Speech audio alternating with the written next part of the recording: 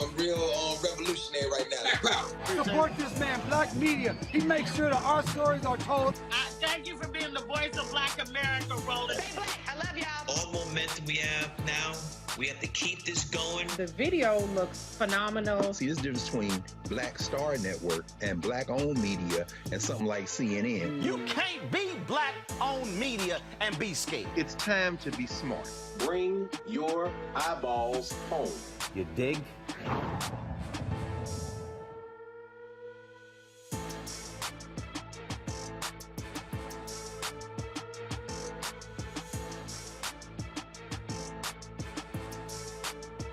iPhone 13 on us for every customer. Current, new, everyone, to show the love.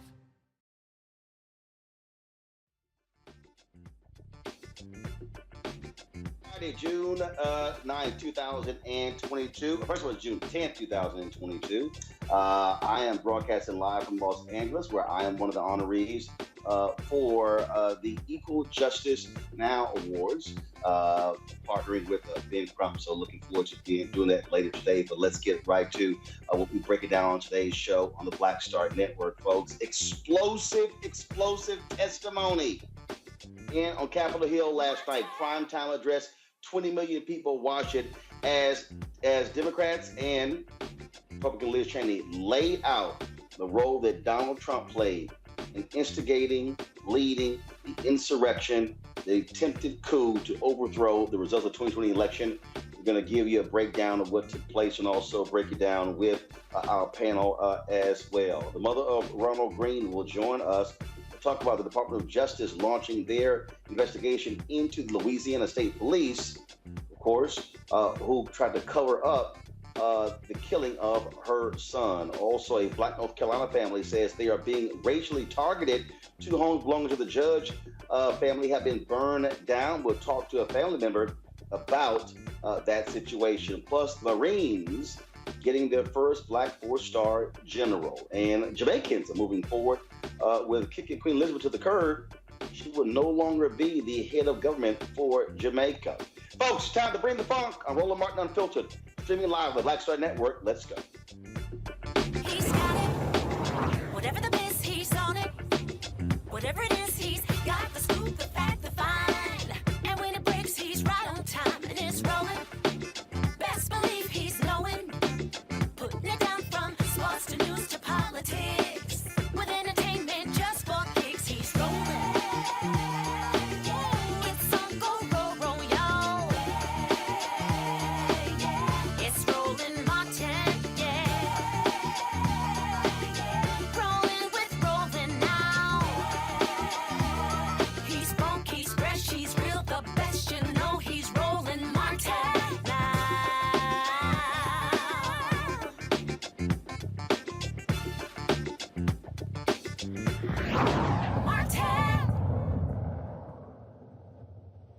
I'm from a part of the country where people justify the actions of slavery, the Ku Klux Klan, and lynching.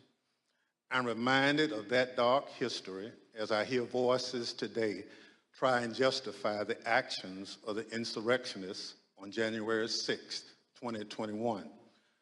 Over the next few weeks, hopefully you will get to know the other members, my colleagues up here, and me.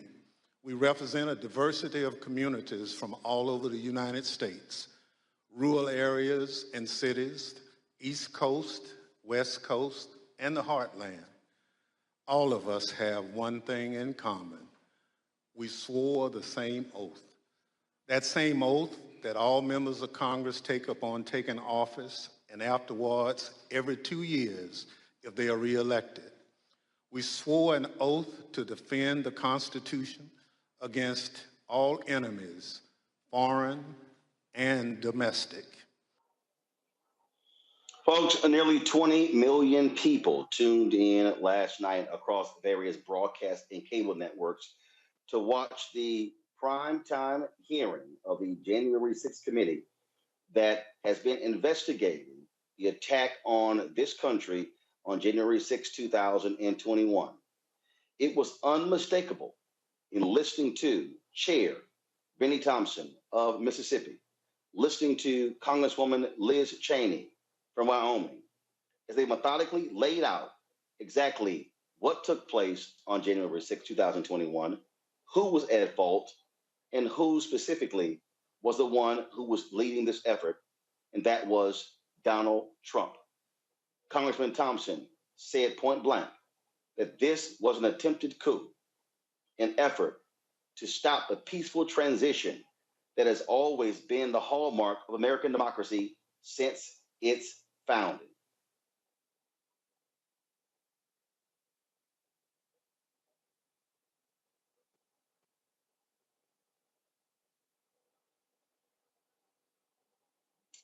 Folks, again, so we should have another Congressman Thompson.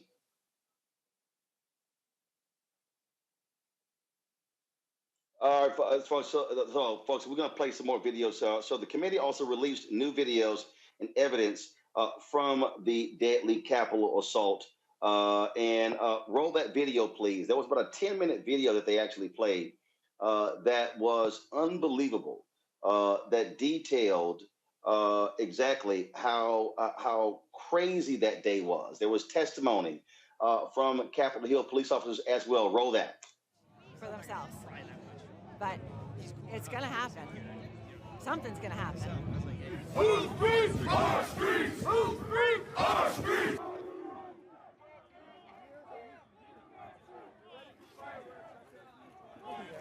Hurt you. We are on your side. Don't make us go against you. Understand the side. Pick a side. These are our streets. $20 a picture. I hope Mike is going to do the right thing. I hope so. I hope so. Because if Mike Pence does the right thing, we win the election. All Vice President Pence has to do is send it back to the states to recertify. And we become president, and you are the happiest people. Mike Pence is going to have to come through for us. And if he doesn't, that will be a sad day for our country. Because you'll never take back our country with weakness. You have to show strength, and you have to be strong.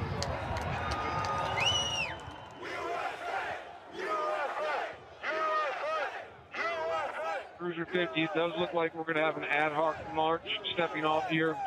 There's a crowd surge heading east. We love Trump! We love Trump! We love Trump! We love Trump! We love Trump! We love Trump! We love Trump! Mike Pence, I hope you're going to stand up for the good of our Constitution and for the good of our country. And if you're not, I'm going to be very disappointed in you. I will tell you right now.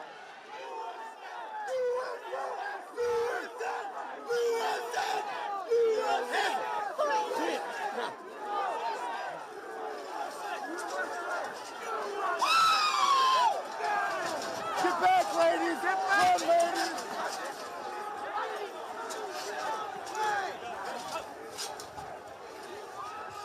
Priority. We just had protesters. Peace circle, breach the line. We need backup.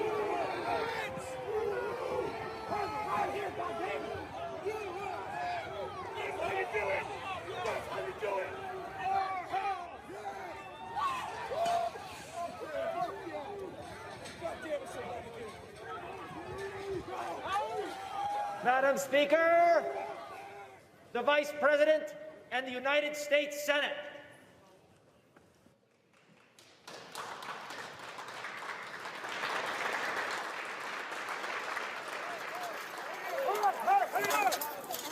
We're going to give riot warnings. As soon as the outright is here, we're going to give riot warnings. We're going to try and get compliance, but this is now effectively a riot. 49 hours declaring it a riot.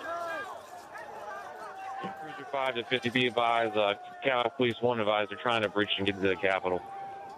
50, I copy.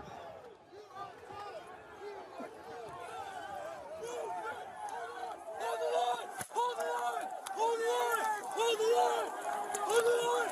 Break the line! 42, we're about 5 miles out. We're trying to make our way through all this.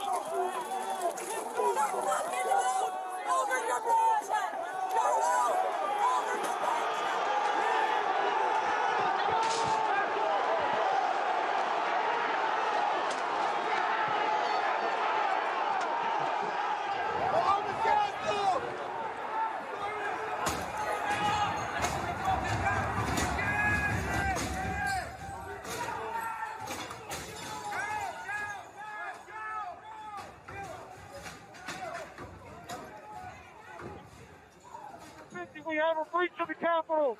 Breach of the Capitol to the upper level. Be advised, they're requesting additional resources on the east side as they've broken into that window and they're trying to kick it in.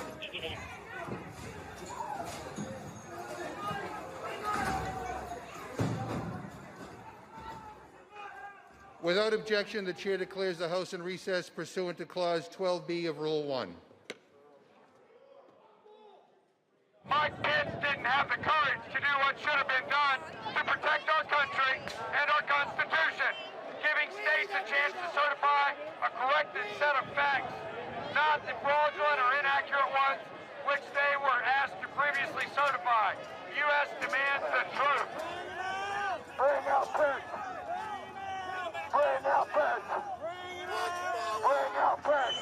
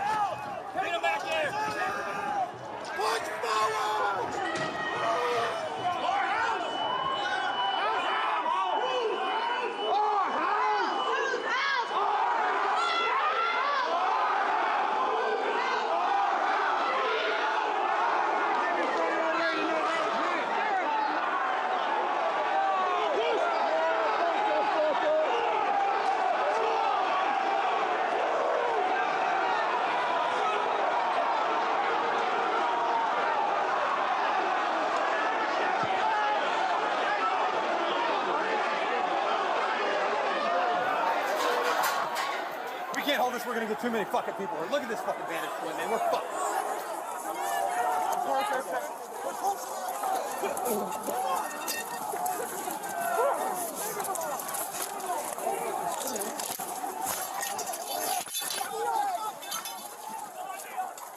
We need an area for the House members. They're all walking over now through the tunnels.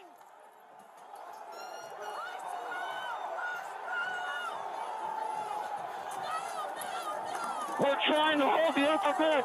We're trying to hold the upper deck now. We need to hold the doors of the Capitol.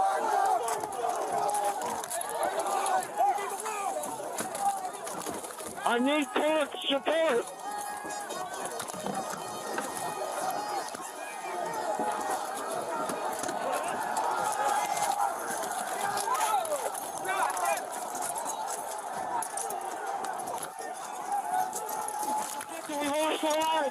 We lost the line.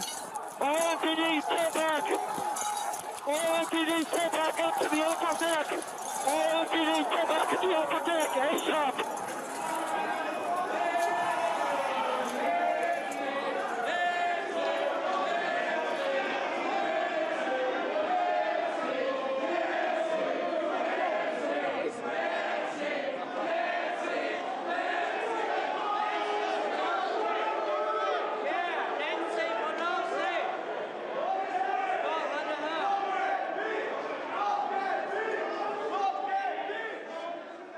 Cruiser 50, be advised that Capitol Police is going to start moving their resources inside.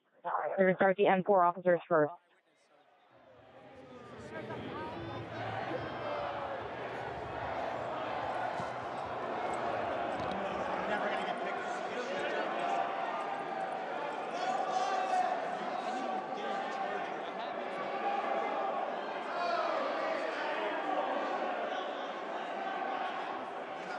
Okay, H208 with 4 members. The door's barricaded. There's people flooded the hallways outside. We have no way out. In fact, officers still remaining on the House floor, on the third floor, to use the subways themselves. It's time to evacuate so we can secure the members on the other side. Copy.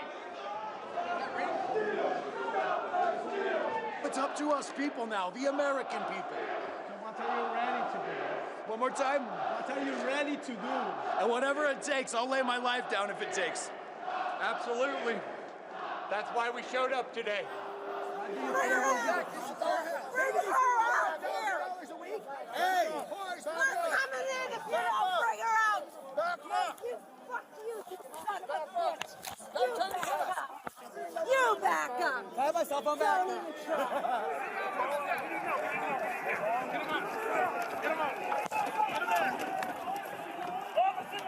Get him up! He loves the guy! Get him up! Hold up! Get him up!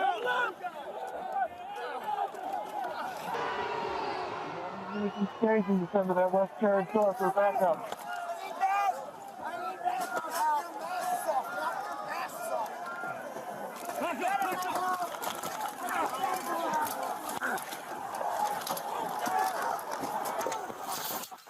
They were peaceful people. These were great people. The crowd was unbelievable. And I mentioned the word love. The love in the air. I've never seen anything like it. Congresswoman Liz Cheney made it perfectly clear to Republicans that they must own their involvement in this attempted coup. In our country, we don't swear an oath to an individual or a political party. We take our oath to defend the United States Constitution. And that oath must mean something. Tonight, I say this to my Republican colleagues who are defending the indefensible.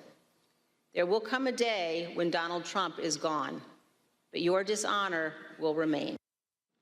Tonight and in the weeks to come, you will see evidence of what motivated this violence, including directly from those who participated in this attack. You will see video of them explaining what caused them to do it.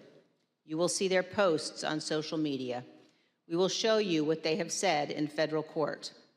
On this point, there is no room for debate.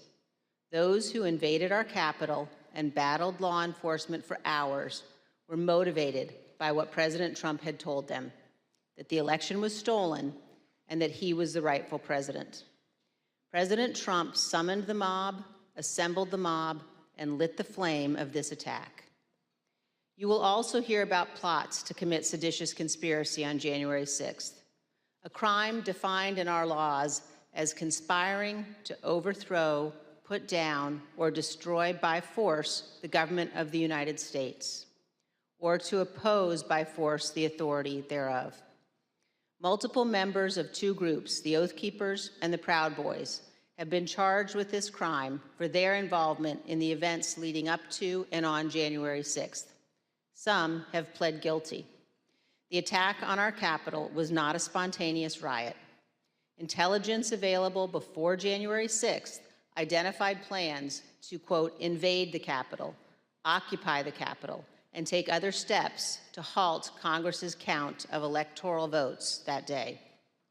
In our hearings to come, we will identify elements of those plans, and we will show specifically how a group of Proud Boys led a mob into the Capitol building on January 6th. Tonight, I am going to describe for you some of what our committee has learned and highlight initial findings you will see this month in our hearings. As you hear this, all Americans should keep in mind this fact. On the morning of January 6th, President Donald Trump's intention was to remain President of the United States, despite the lawful outcome of the 2020 election and in violation of his constitutional obligation to relinquish power. Over multiple months, Donald Trump oversaw and coordinated a sophisticated 7-part plan to overturn the presidential election and prevent the transfer of presidential power. In our hearings, you will see evidence of each element of this plan. Today, while speaking about the economy in Los Angeles, President Joe Biden addressed last night's January 6th primetime hearing.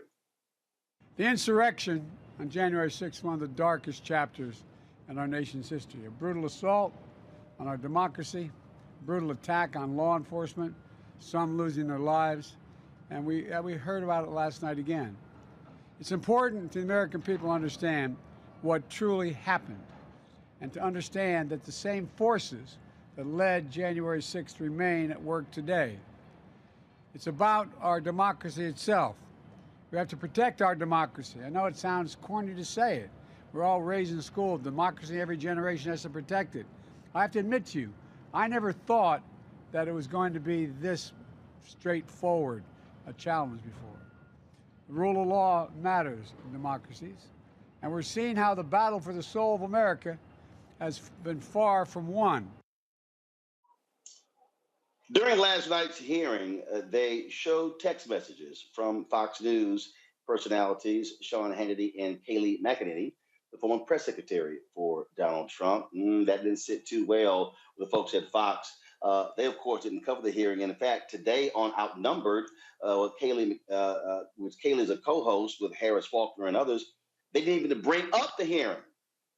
But you call yourselves a so-called news organization, and you completely ignore this huge story. By the way, 20 million people watched the hearing last night across the various networks.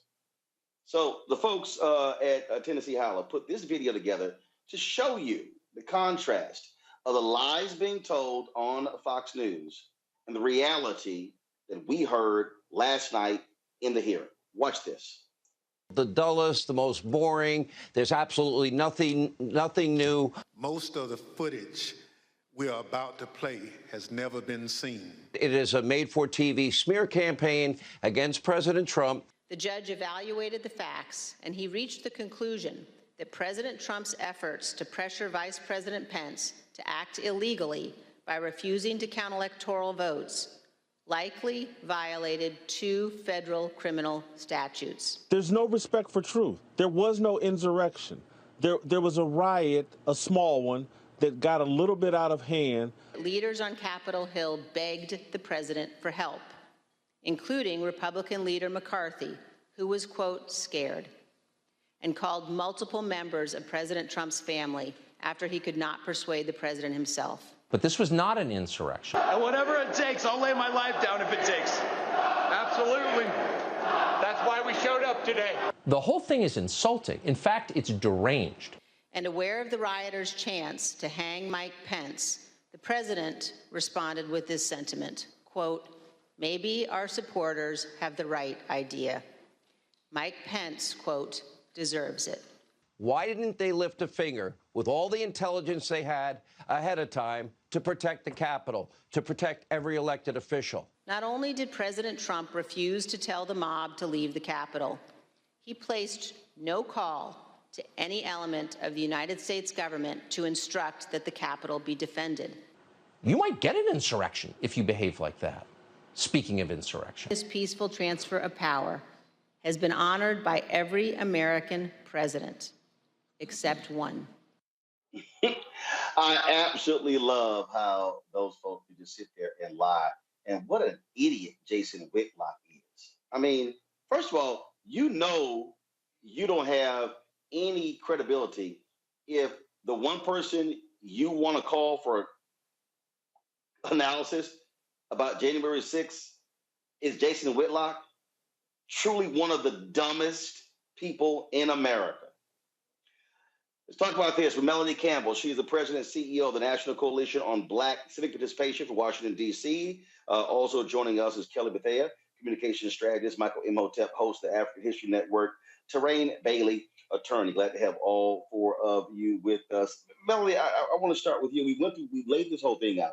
First of all, it was an incredible 2-hour hearing. Just your assessment of what you heard and saw last night. Well, Roland, clearly, first of all, I think that, first of all, I'll give you a shout out. Heard you about getting that award. I want to stop before I don't get a chance. Well deserved. But at the end of the day, I think what was most riveting to me was actually the videos where you could really feel the riot, the insurrection. We saw tapes before and we thought we had seen the worst of it, but you could feel that what was happening in a very different way by the fact that the documentarian was able to actually to show that, and they were in the midst of the bowels of that riot. And it just did something to everyone that I spoke to said the same thing today. But I think what Congressman Thompson and did with the hearing last night really just makes it clear. Donald Trump is responsible for trying to overthrow the government of the United States so that he can stay in power.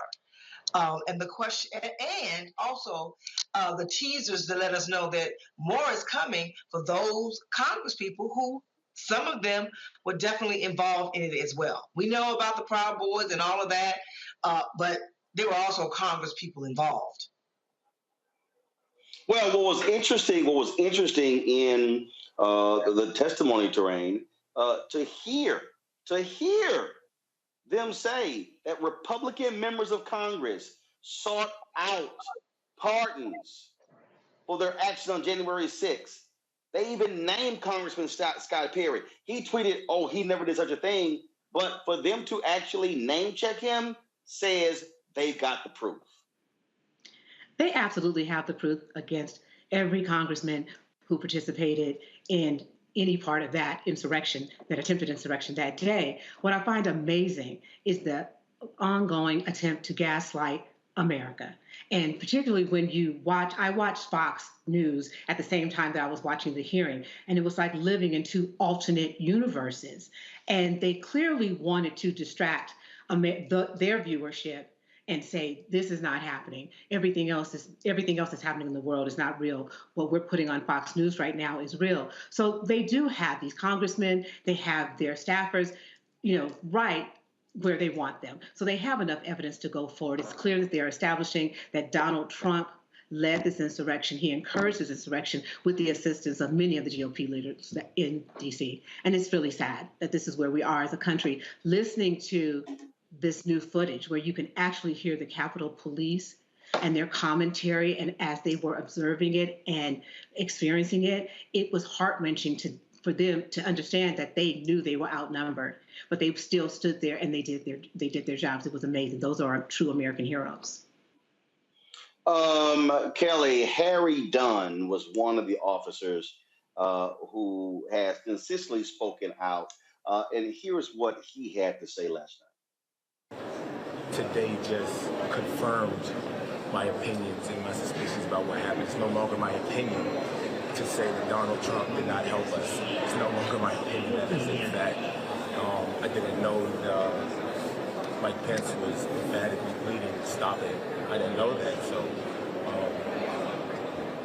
that just makes it even more disheartening that help didn't come, because you got the number 2 powerful person in the world saying stop it, and number 1 is not. So that's just a little disheartening. So his job is to protect this country and to protect us, and he did it. And I just, this alternate reality Terrain talked about, Kelly, is just amazing when these so-called people who always scream back to blue, where were y'all defending the cops on January 6th? We see what's going on here, Kelly. They know what he was doing, and they know that they were also complicit in this attempted coup. First and foremost, I just have to give a shout to Harry Dunn. He is actually a really good friend of mine. And when the insurrection happened, as someone who knew him as a friend, to know that he was in such danger that day scared me and our mutual friends endlessly. And every time we see that footage, all of us just get so angry on behalf of someone who is such a light to this world, both at his job and in his personal life. So I just wanted to say that on the record. Like, he's an amazing human being across the board. But that said, the vitriol that he has received, he and other police officers who have been speaking out at these hearings, the vitriol and the hatred that they have received, not just from the Republican Party, but, dare I say, some people in their own ranks who just do not align themselves with just how grave and dangerous that day was. They are heroes in more ways than one. And the fact that they are going through this, while commendable and heroic, it makes me so angry. The fact that even their brothers and sisters in blue on both ends of the aisle aren't necessarily as supportive as they could be. And I hope that not only the hearings that we are going to be seeing for the next couple weeks, from my understanding, they're going to be telling the truth, right? But I'm just glad that it's not just telling the truth to the world, but it's on the congressional record that what they went through was literally fighting treason. They were literally fighting domestic terrorists that day. So again, shout out to them. Shout out to everybody who was on the front lines that day. And I just pray that everything that happens from here on out is just a reflection of not only how good they are, but how corrupt and inept those who were there that day on the other side of history were. Michael, Trump's Secretary General Bill Barr testified before the committee, and they actually opened up the hearing with this comment from him that pretty much laid the groundwork for everything we heard over the next 2 hours. No, just what I've been through. I had 3 discussions with the president that I can recall. One was on November 23rd, one was on December 1st, and one was on December 14th. And I've been through sort of the give and take of those discussions. And in that context, I made it clear I did not agree with the idea of saying the election was stolen and putting out this stuff, which I told the president was bullshit. And I didn't want to be a part of it, and that's one of the reasons that went into me deciding to leave when I did. I observed, I think it was on December 1st, that, how can you can't live in a world where the incumbent administration stays in power based on its view, unsupported by specific evidence, that there was fraud in the election. I mean, Michael, by putting that out there first, this is the guy who did everything to protect Donald Trump with the Mueller report. And this was important just to methodically lay the facts out. Exactly. And keep in mind, Attorney General William Barr also resigned about a month before Trump left office as well. Okay, and that was one of the reasons why, because he disagreed with Trump. I watched the whole thing yesterday, Roland. I watched the hour of the preview on MSNBC. I watched the whole hearing. Then I watched the analysis afterwards. Yesterday was fantastic. Documentarian Nick Quested did a fantastic job. I've been reading through articles about this, and I knew that this was the type of information that was coming, because I've been following the investigations they've been doing. There's been over 1,000 people they've interviewed. They reviewed over 140,000 documents. So I wasn't pressing the committee. I knew this stuff was coming. Now, this coming Monday, they're going to break down. They're going to go through and systematically dissect the big lie. That's what's coming this Monday. So this was fantastic. A lot of new evidence came out, footage we had not seen before. People around Trump who told him, no, you lost, you're lying, etc. Attorney General William Barr. We saw Ivanka Trump, and we saw that she believed William Barr. We saw, Scott Perry pursuing a pardon, but also they're inviting Scott Perry to come testify. They say, well, if you disagree with our findings, you can come testify under oath.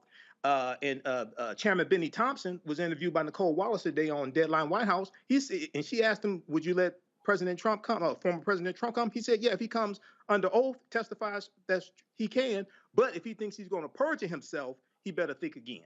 So this is fantastic. I love it. Seriously, I love it. And this reminds me, lastly, of the July 1863 New York City draft riot during the Civil War, where working class white men retaliated against the federal government because they were being drafted to fight in the Civil War. Many of them did not have the $300 to avoid being drafted. And they said, wait a second, you said the Civil War was about keeping the Union together. This was after the Emancipation Proclamation. They said, now you're talking about freeing the slaves. They retaliated and they attacked federal buildings.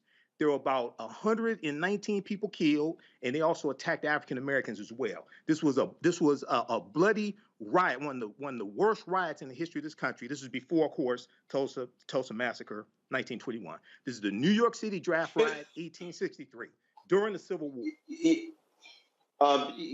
Melanie, to sit here and listen to people who say, oh my God, the hearings were boring. and they could have made it more compelling. I'm sorry, everything literally is not a damn television show or a movie.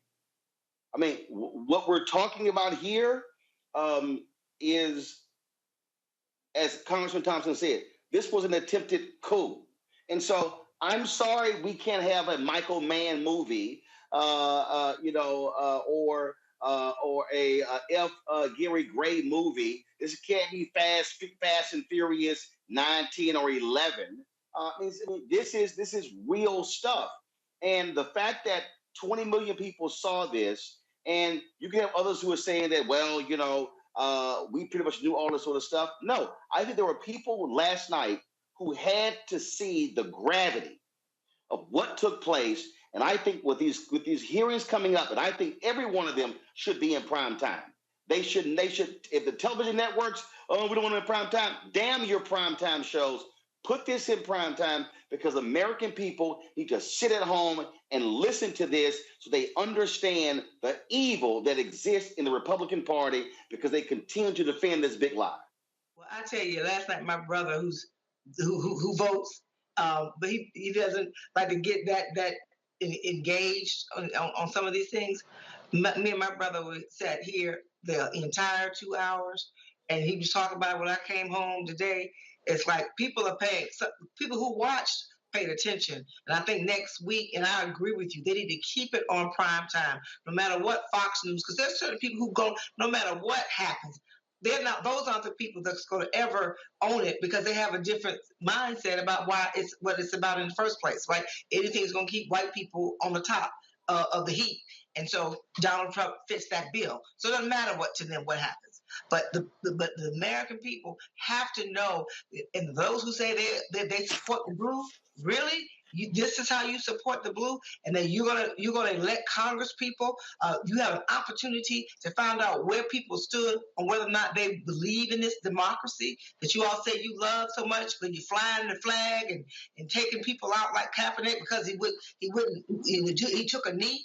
So how patriotic are you really when you say you love this country? Because if you love this country, then what happened on January 6th, then you're going to show it also at the ballot box and who you decide you want to bring back to Congress in 2023. And the thing here, Terrain, again, what we heard were folks who are breaking the law. We heard them lay out perjury. We heard some serious charges. And the thing that I keep reminding people, that the individuals in the Republican Party who were involved in this, they are still in office. If they win the House in November, they're now in power.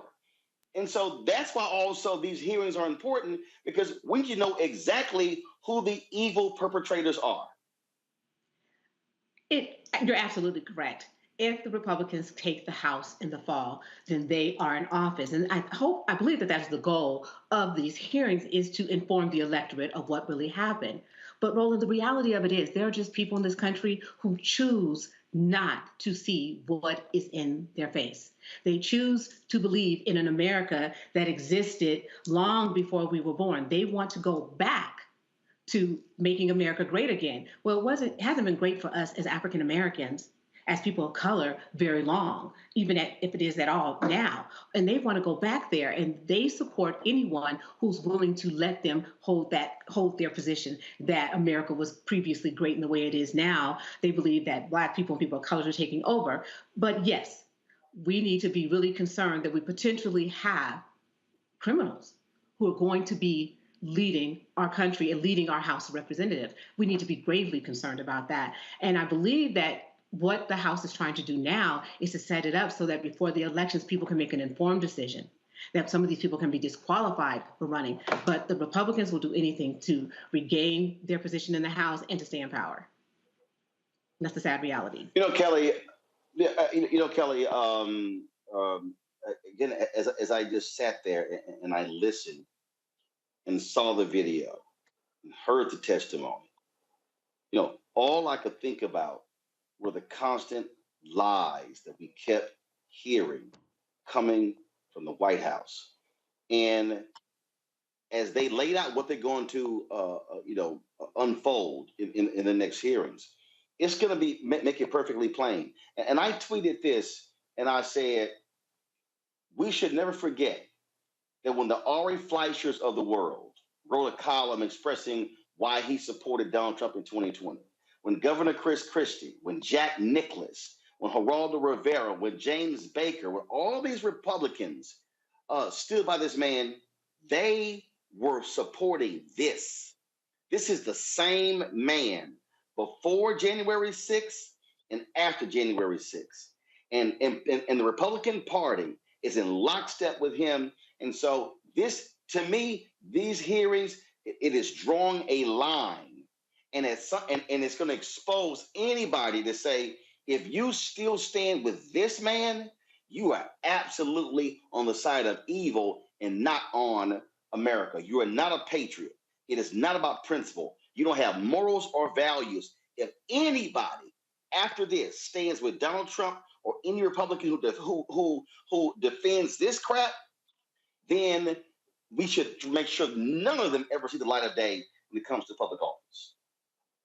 I couldn't agree with you more. This hearing for me is really just a revelation, so to speak. It is literally shedding light on the shadows that we knew existed for the 4 years that Trump was in office.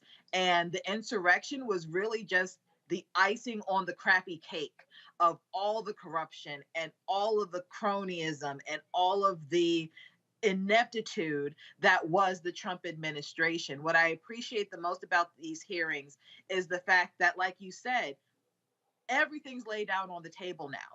And you will not have a choice but to be on one side of history or the other. You're either going to align yourself with domestic terrorists or you're not. You're either going to align yourself with the cult leader or you're not. And right now, what we're seeing in the footage of people like Bill Barr and the others that we saw last night, it's, yeah, I'm following a cult leader, but here's why.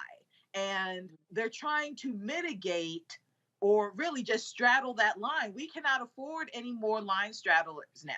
The Republican Party is already in the realm of a cult-like mentality. So again, like, either you're going to align yourself with this or you're not. And what the hearing is doing is showing you exactly who's on the right side of history. Like, you are seeing who in the Trump administration and others are going to be considered domestic terrorists and who are actually going to be considered patriots. Now, the American people can do with that what they will. Hopefully they open their eyes to the crap that we've been going through, but at least now it's on the record. At least now it will be nothing but willful ignorance from here on out. You cannot say that you didn't know because it's been in your face now this entire time. And that's it, Michael. I mean, there are no more excuses. And this is where we get to say who you with. Who you with. Because if you continue, when the Jim Jordans of the world and Kevin McCarthy keep saying, oh, this committee, they're illegal. See, that's all hype. No. You now have to explain away, Kevin McCarthy, the video of your staff scurrying out of the office as they were coming. So you call the committee illegal, yet your staff was scared for their lives on that same day. In fact, if I'm with his staff, I could not work for that man after what he has been doing, trying to discredit this hearing. I mean, sorry, this committee. Well, Kevin McCarthy was calling the White House trying to get Trump to call off his goons, trying to get Trump to call off his domestic terrorists. This is how spineless these Republicans are. These are traitors. This is how spineless these people are. And this is it. This is an example of how elections have consequences, because the reason why Benny Thompson is chairman of that committee is because people went out and voted, especially African Americans, and Democrats have control of the House. Okay. Now, also, when you talk about these traitorous Republicans, we have to keep in mind, when we look at how they vote, they consistently vote against our own interests. And just a couple of weeks ago, all the Republicans, except for one, Adam Kinzinger, all of them voted against the Domestic Terrorism Prevention Act in the House of Representatives. I wonder why. Because you know, if the Domestic Terrorism Prevention Act passes and 47 Republicans in the Senate voted against it as well, you know that was going to specifically target domestic terrorists, neo-Nazis, and white supremacists, and they know their asses would be busted. This is why every last one of those traitors, keep in mind, 147 of those traitors voted not to certify the 2020 presidential elections. 139 in the House, and I think it was 8 in the Senate. All those traitors have to be dealt with. All of them have to be voted out of office, and then hopefully they'll be prosecuted to the fullest extent of the law. And, you know, treason is defined by Article 3, Section 3 of the U.S. Constitution, and we know what the penalty for treason is also. Melanie, final comment on this topic here. There were a number of conservatives, Republicans, who tried to, yesterday and today, it's about inflation. And yes, the report came out showing what inflation is, saying that's the only thing people are going to be focused on in November. I disagree. I disagree. I think people are going to be voting on this issue. I think they're definitely going to be voting on the issue of guns. They're going to be voting on the issue of Roe v. Wade, depending upon what the Supreme Court decision is. And so the economy certainly is a critical issue. But I think what this hearing, when all these hearings have run its course, it is going to be damning for the entire Republican Party.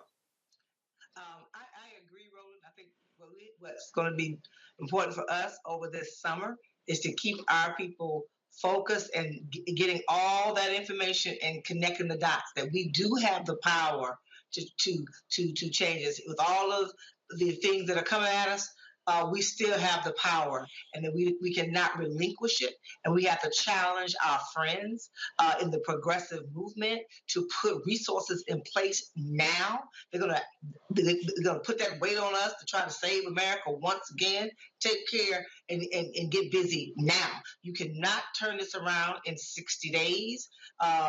Come September, talking about, it's time, oh my God, we're in trouble. No, now is the time so people can connect those dots. And I'm with you and everyone on this show. The bottom line is that the same people who don't want voting rights, the same people who don't want women to have a right to control our own bodies, same people who were trying to make sure that we can't even talk about Black history in the schools, are the same people who are okay with what happened on January the 6th and more.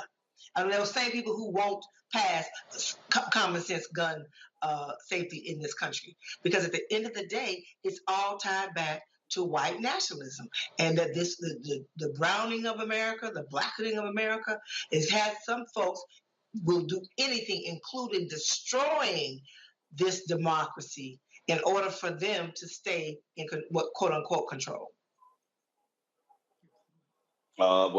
Again, I look forward to these hearings, and we certainly hope people continue to pay attention, because democracy is certainly at stake. Melanie Campbell, we certainly appreciate it. Thanks a lot.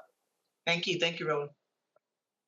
All right, folks, got to go to a break. When we come back, other top stories that we're looking at, the issue of the economy, inflation is one of those. Also, another child laid to rest in Uvalde, Texas. We'll tell you about that, as well as a North Carolina family that was they've been the target of arson. We'll talk to one of those family members. Folks, if you want to support us in what we do, please download the Black Start Network app. It's available on all platforms: Apple phone, Android phone, Apple TV, Android TV, Roku, Amazon Fire TV, Xbox One, and Samsung Smart TV.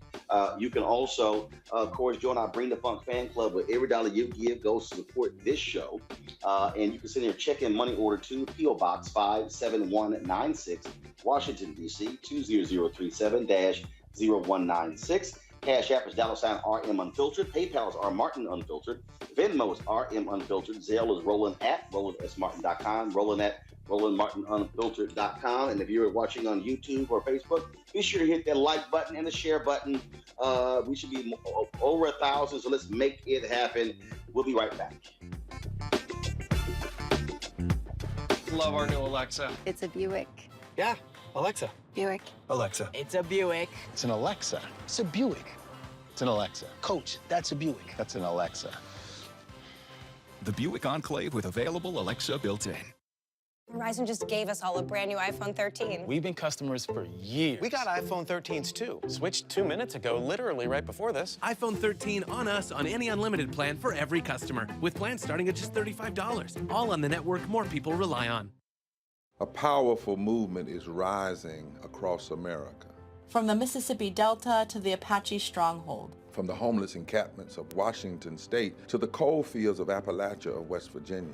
We are the 140 million poor and low-wealth people in this country, and we are building the Poor People's Campaign, a national call for moral revival.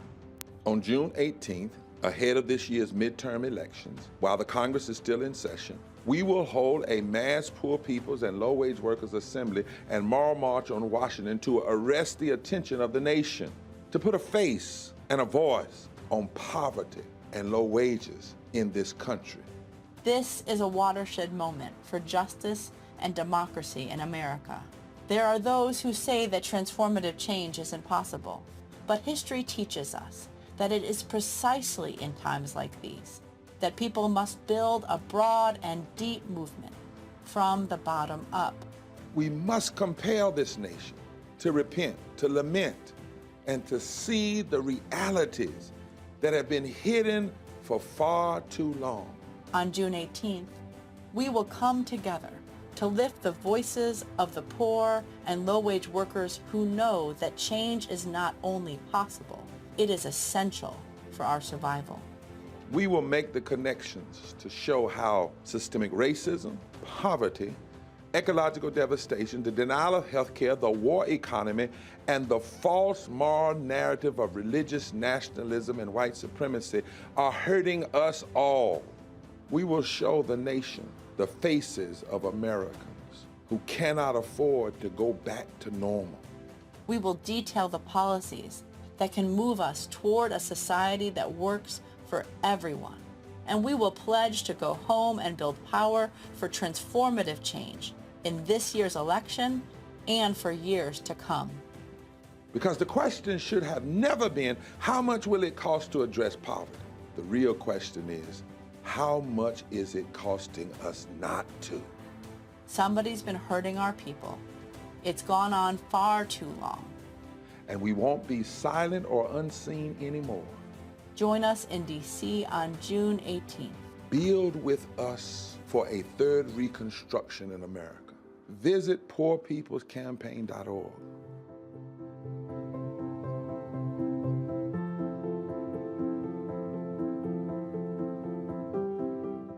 How about sushi? I just had sushi for lunch yesterday. How about tacos? Automatic emergency braking, one of 6 advanced safety features standard on every 2022 Chevy Equinox. Find new technology. Find new roads. Chevrolet. I'm Angie Stone. Hi, I'm Teresa Griffin. Oh, Roland. Hey, Roland. I am so disappointed that you are not here, first of all. Where's our dance? It's like we get a dance in every time I see you. And so now you're not here for me to dance with, sir. You and your ascot. I need it. I need that in my life right now. Okay, I love you, Roland. What's up? I'm Lance Gross, and you're watching Roland Martin Unfiltered.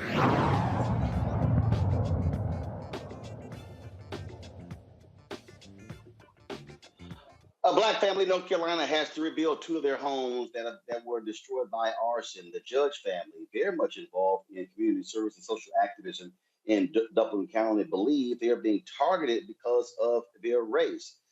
We're joined now by Beverly Judd and Amy Durant from the Southern Coalition for Social Justice. They both join us from North Carolina. Glad to have you here. So, Beverly, first of all, tell us what happened.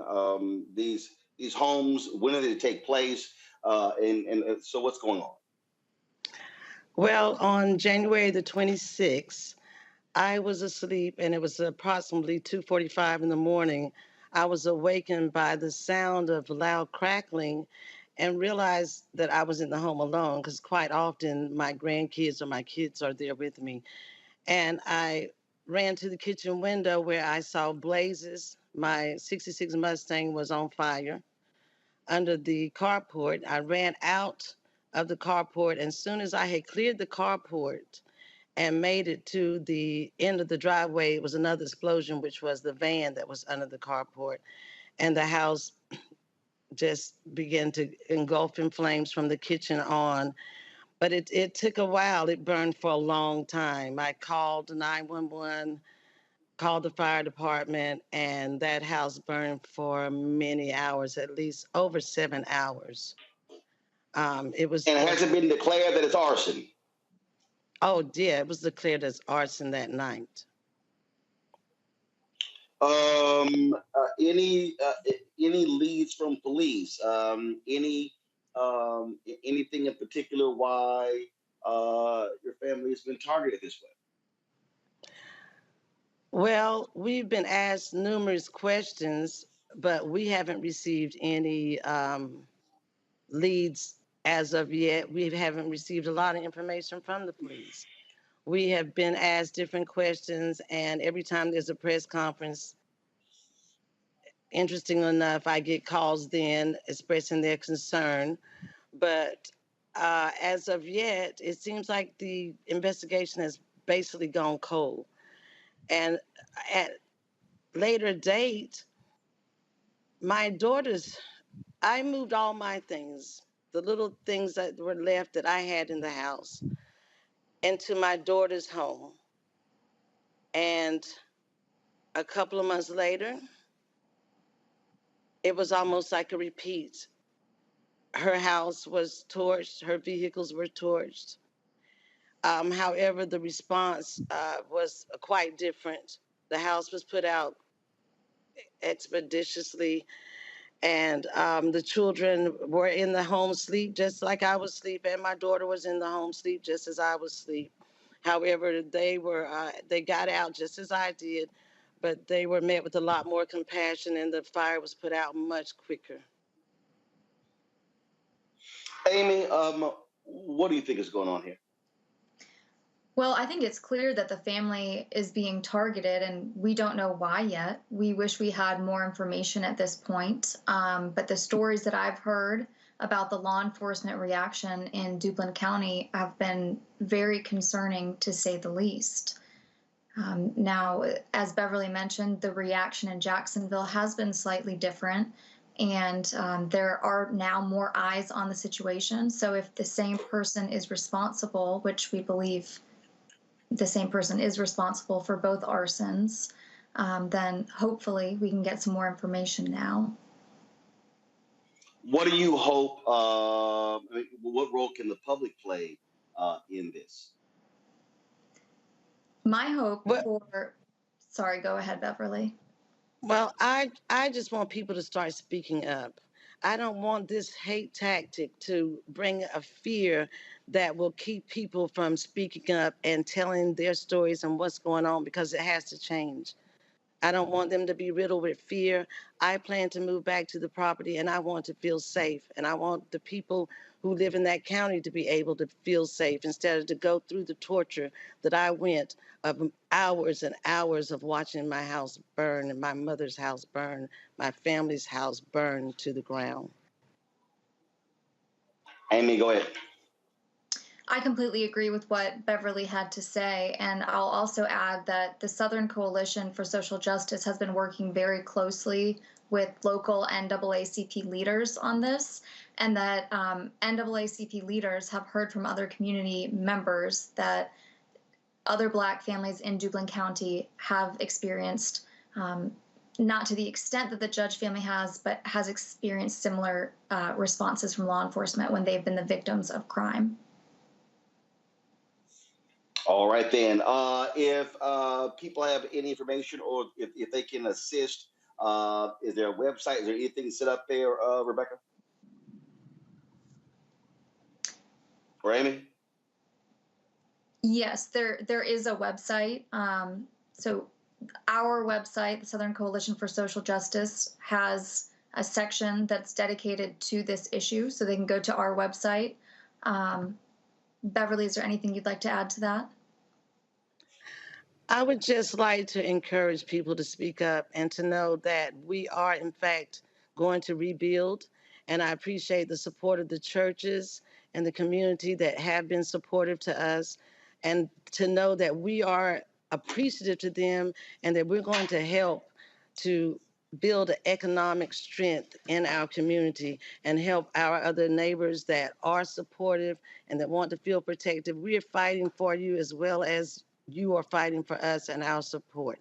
And there are 2 GoFundMes. There's one for my home and my mother's home, family home, and there's also one for Aisha Bullock, my daughter's home.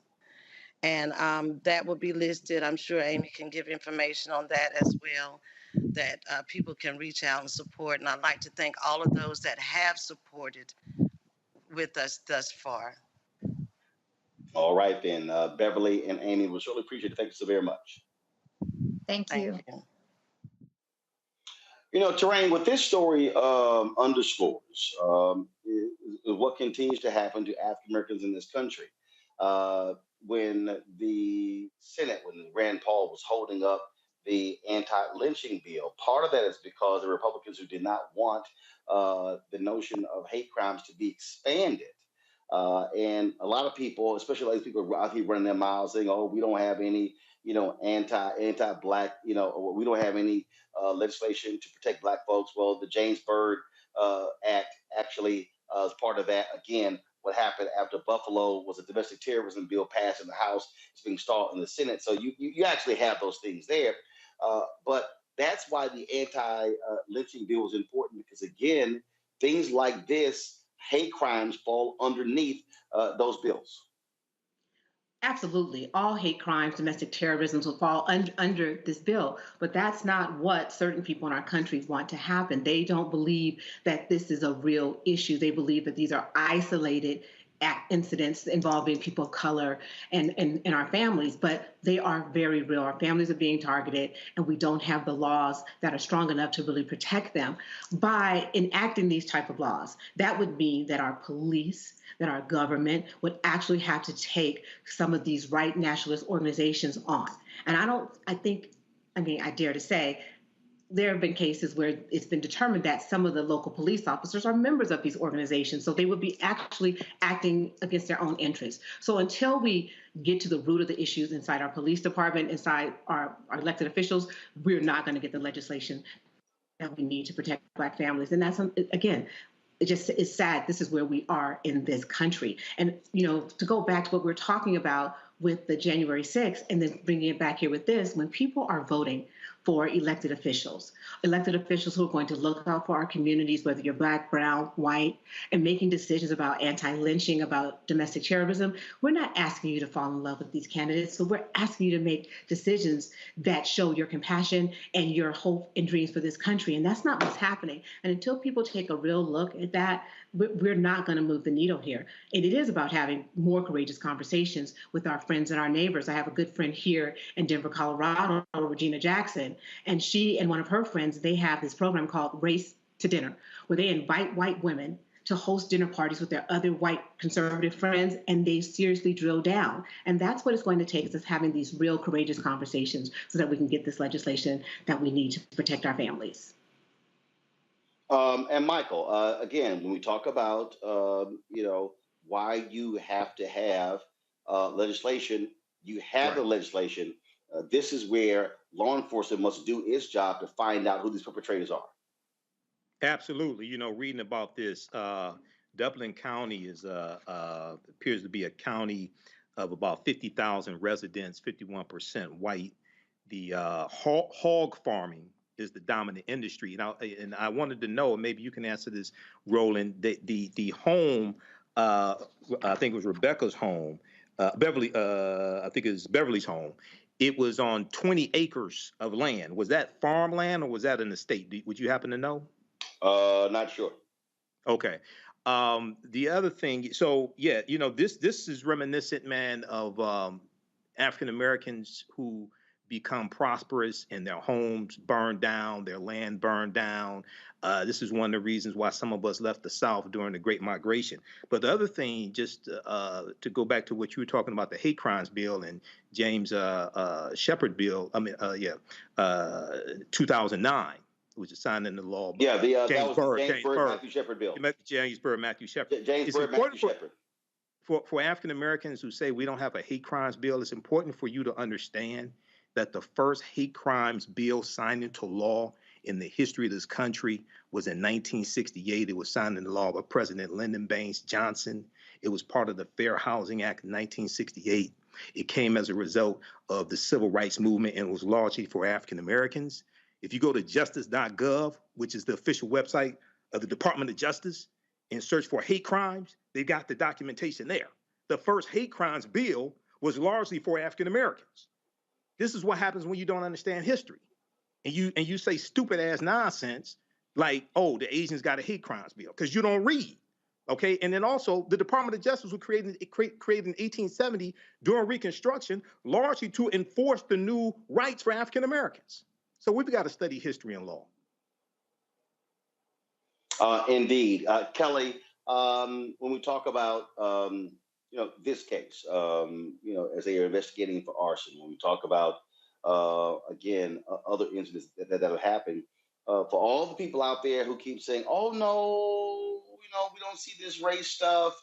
No, we do. Y'all don't, and this still speaks to how blind so many people are to the realities of what it means to be Black in America. And it's frustrating, right? Because they don't see it, because frankly, it is a privilege to not have to see it. If you aren't able to see the racism that's going on in this country, in my humble opinion, it's because you choose not to, because it is obvious. And the fact that you don't see it in itself is a privilege. But incidents like this really frustrate me, and I'm sure everyone else, but the bar for what constitutes a hate crime is so incredibly high that even when it's obvious, you still have to jump through God knows how many hoops in order to be considered a hate crime in the eyes of the law. And that goes back to since hate crime bills have been in existence, right? Because of the racism in this country, they want the scrutiny to be so high so you can get away with more crap.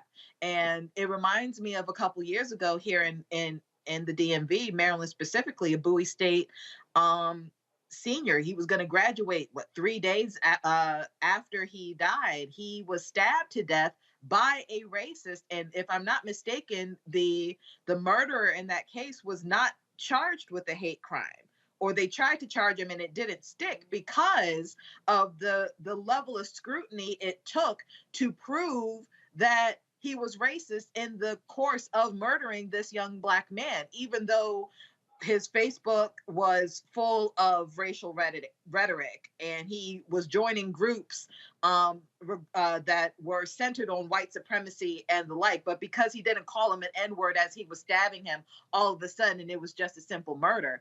That makes no sense, right? And until we have laws on the books that do not involve you having to say the N-word to somebody in the commission of such an act, we're going to keep having to deal with crimes that frankly should be given higher levels of punishment, but they aren't, because racists don't know when they're being racist. And the people who aren't being quote unquote racist choose not to see racism.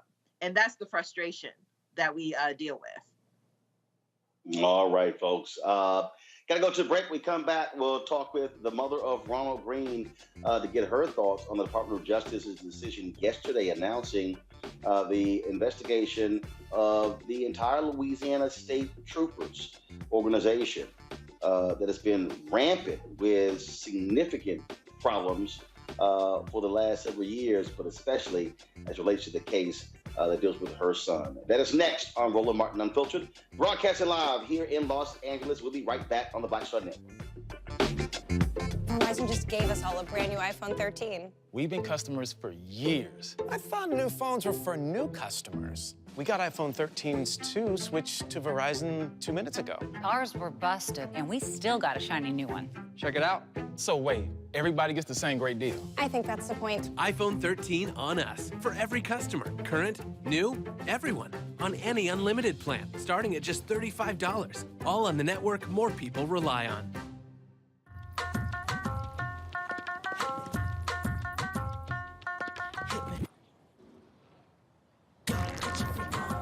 Get your freak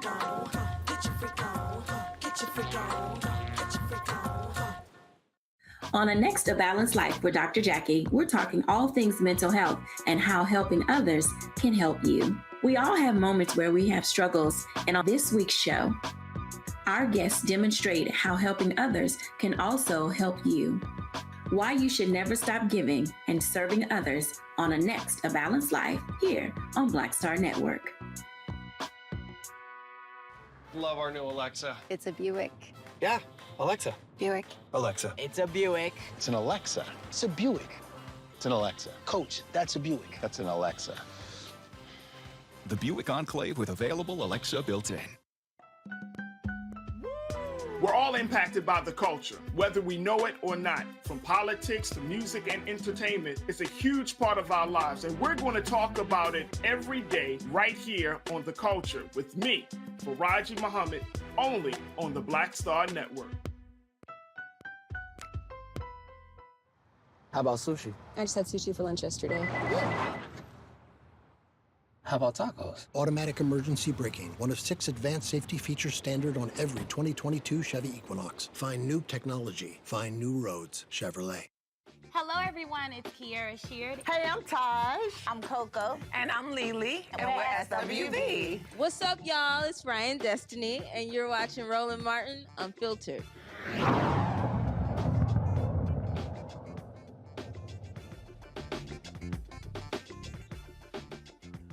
The Louisiana State Police are now being investigated by the Department of Justice due to numerous cases of excessive force against Black men.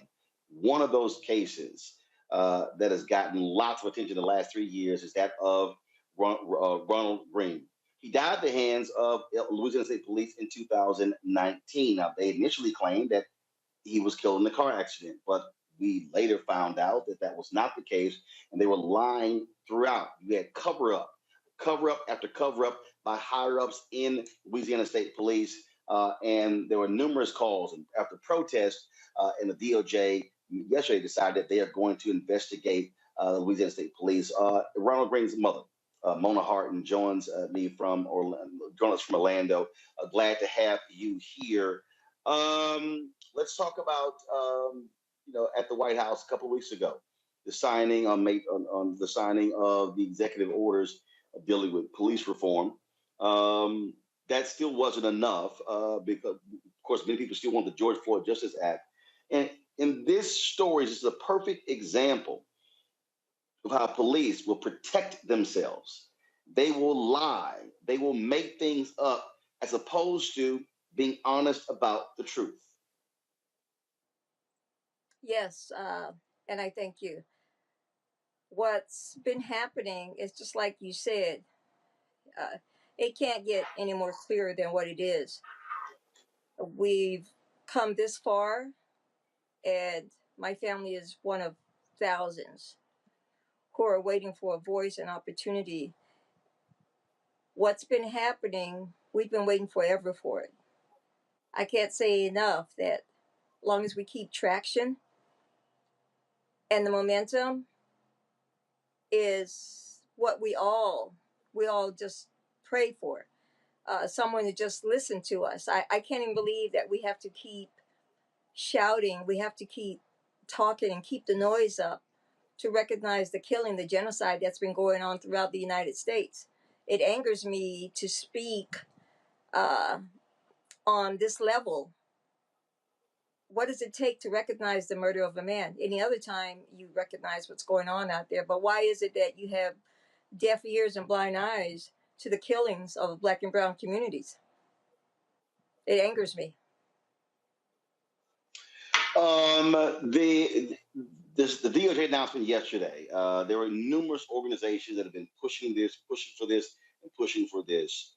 And just your initial reaction once the DOJ notified you and others that they were actually going to finally do this. It's I was all over the place. Emotionally, I was all over the place. I was so damn happy. I was on cloud 9, and all I can say is, please don't drop the ball here. Our family's been waiting on this. Do a good job. Please be of integrity. Just move forward. Let's keep doing this. I'm I'm just so elated. I'm so happy. And in the same breath, I'm like, please don't drop the ball. There shouldn't be any more ifs. We need to recognize what's going on, and let's fix this. This is the one chance that Louisiana has to clean its act up. The dismantling needs to be done. It's no other way of sugarcoating what's going on. Terrain, this is precisely why African Americans have always looked to the federal government, because we've not been able to trust that the state is going to do what is right and just. Absolutely. Families and our communities, if it wasn't for the federal government, we wouldn't have these investigations consistently, time and time again. Local governments look at their own, and then they declare no harm, no foul. The officers were acting within the scope of their duties. It's not until the feds get involved that we have an opportunity to really drill down and see what's going on. I mean, we saw what happened in Savannah, down in Georgia with Ahmaud Arbery. The local DA said no harm, no foul. There was no crime here. And then the feds started looking, other people outside of the town started looking, and absolutely a jury came back and found those men guilty. So I'm pretty ecstatic for the Greene family that they will have the opportunity to have someone look at what happened here with Ronald Greene and then try to make some systemic changes to address the racism and the brutality that people have been enduring at the hands of Louisiana police officers. I mean, you take a random traffic stop, we all have the opportunity, I know me, speed, run through a stop sign or do a California stop. That should not result in someone's death.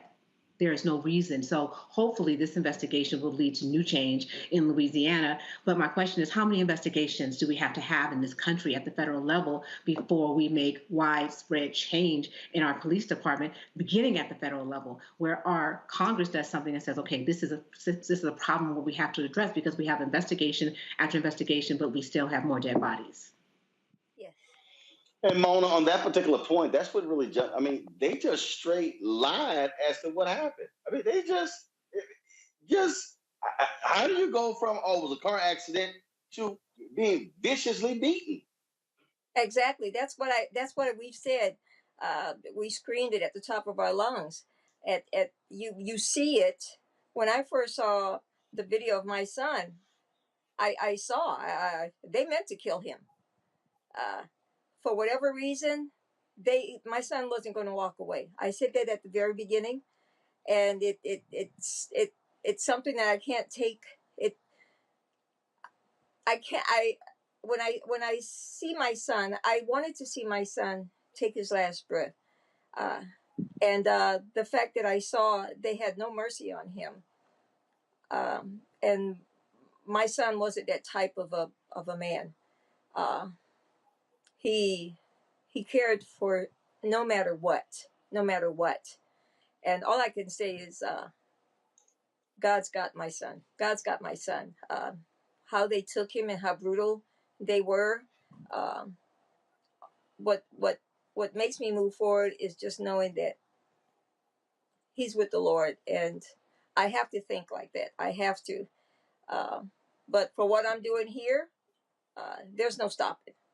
And I cannot sleep until I have justice on those that put their hands on my son and the cover up. It's just like you said. There's no other way you can paint this picture. You can't sugarcoat it. It shouldn't be sugarcoated. You shouldn't have to go through it piece by piece, dismantle it, just because there's a cover up here. There's a damn cover up. And every damn piece of it needs to be revealed. People need to pay. And until you make an example of those who has condoned this and continues to condone it, because it didn't start with Ronnie and it's been going on since Ronnie. And if we don't, and it's a shame that if we don't keep up the noise, they will squash it. That's the sad part. Everybody can go. Michael, I was downstairs. I was getting something to eat, and Ben Crump and some other attorneys stopped by, and we were talking, and we talked about the second-degree murder charge placed yesterday in Grand Rapids, and Ben said, "Well, people need to understand, public pressure made that happen. Yes. The reason the Department of Justice moved yesterday was because of public pressure. It was the protest there at State Capitol in Baton Rouge. It was a protest other places in Louisiana. It was Mona and the attorneys coming on this show and others. That's what it took. It took all of that energy for this to actually happen. Exactly, Roland. And first of all, my sister Mona, my condolences to you and your family. I hope you get full justice. I hope the officers are prosecuted to the fullest extent of the law and found guilty if the evidence proves that, which it looks like it does. Yeah, Roland, I watched the press conference yesterday. I knew charges were coming, second-degree murder charges. I knew charges were coming, and yes, the protests are part of it. The other part of it is voting the right people in the office to act, so you can push them to do the right thing. That's the other part of it. Okay, this Department of Justice here is much different than the Donald Trump Department of Justice. Okay, Department of Justice under Merrick Garland, much different than the Department of Justice of the Jefferson Beauregard Sessions III, who backed off of holding police accountable, who backed off of doing the investigations into the patterns or practices of police departments. Elections have consequences, so protests are part of it, and voting and putting the right people in office and putting pressure on them is the other part of it as well, holding them accountable. Indeed, and Mom, when you were talking about the cover-up, I mean, we're talking about superiors. I mean, this thing went up the chain of command, and the lies just escalated as it continued. And now, because of the DOJ, they're not just coming in looking at the Ronald Greene case. They now have the capacity to look at any number of cases that stretch back years dealing with the Louisiana State Police. Yes, it's a shame we have to shine it at such magnitude, but it's a good thing because you're gonna dig up the daggone dirt. You're gonna dig up the filth that they were good. They went to bed night after night knowing that these what was allowed, what was condoned, these killings, these brutalities, the names that they have, when they go out into communities of color just to go and wreak havoc because they wear this badge. It's condoned.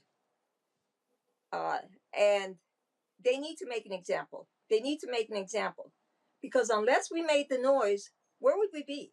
Unless it was for whistleblowers, for all these activists, ACLU, these news stations, where would we be? Why do we have to go through such magnitude in order to process killers? Condone, state paid, with tax dollar money, killers. Why do we have to go through this? The dismantling is so huge, but it needs to be done. And Kelly, the governor is going to be testifying publicly about his knowledge of this case as well, because previous reporting showed that he got a call that night about what happened. And for the longest, they acted as if, no, none of these things happened. This is why the investigation is needed, because people have to have trust in. Look, law enforcement can't keep telling us, trust us, if you keep doing stuff that says we can't trust you. Yeah, with stories like this, first and foremost, Sister Mona, like you have my sincerest condolences, because no mother should be experiencing the loss of her child, especially in this manner. With that said, we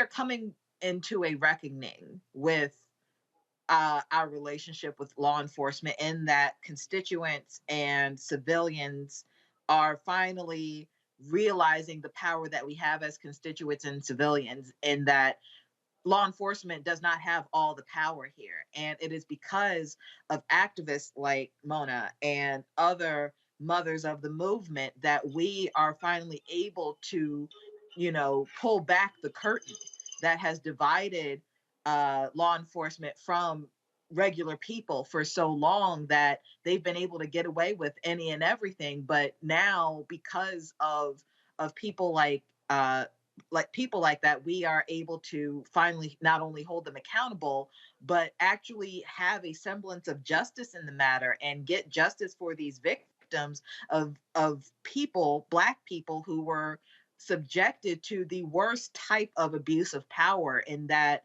these officers were supposed to be serving and protecting, but because of the history of law enforcement in this country, that didn't apply to Black people. So finally, we are now at a point in our history where we can actually make it apply to everyone equally and equitably.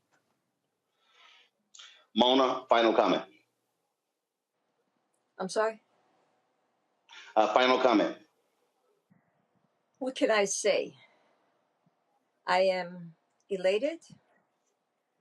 I go through this on the shoulders of everyone who's been here with my family, the good Lord, my Ronnie, all the activists, for everyone who's been here, who knows the struggle, all the families that I've come to meet, love, respect. There's so many out here. All I can say is keep pushing, keep your family, your loved ones' names out there. Do not stop. Make those calls to the DOJ, make those calls, and I will send out the email and the phone numbers so that these families can have their voices and their family members out there. All I can say is, please don't drop the ball. For those who are investigating this, you have a chance to fix this. Don't miss the opportunity. Thank you. Mona Harton, we surely appreciate it. Thank you so very much for always joining us, and we're going to ride this one out to the conclusion. Thank you. Thank you all so much. And I got to say one thing. I look forward to what Governor Edwards is going to say when his hearing comes up. And hopefully he won't say, I can't speak on that because of the investigation, the ongoing investigation. I hope that does not come next. Well, we all look forward to hearing what he has to say. Mona Harton, we appreciate it. Thanks a lot for joining us. Thank you. Folks, got to go to a break. We come back. We're going to talk inflation, the economy. What can Dems say or do to get people to understand what is happening? Are Republicans going to ride this to a huge wave election in November? We'll discuss that next right here on Roland Martin Unfiltered on the Black Star Network. Don't forget, folks, if you're on YouTube and Facebook, hit that like button. We want to hit 1,000 likes on YouTube. Let's go. It's way more y'all watching right now. We should easily, we just need 300 more. So hit the doggone button, y'all. What's taking so long? And of course, we want you to support us in what we do. So please download the Black Star Network app. That's Apple phone, Android phone, Apple TV, Android TV, Roku, Amazon Fire TV, Xbox One, Samsung Smart TV. You can also support us in what we do by joining our Bring the Funk fan club, where every dollar you give goes to support this show. See your check and money order to P.O. Box 57196, Washington, D.C. 20037-0196. The Cash App is $RM Unfiltered. PayPal is R Martin Unfiltered. Venmo is RM Unfiltered. Zelle is Roland at RolandSMartin.com. Roland at RolandMartinUnfiltered.com. I'll be right back from Los Angeles.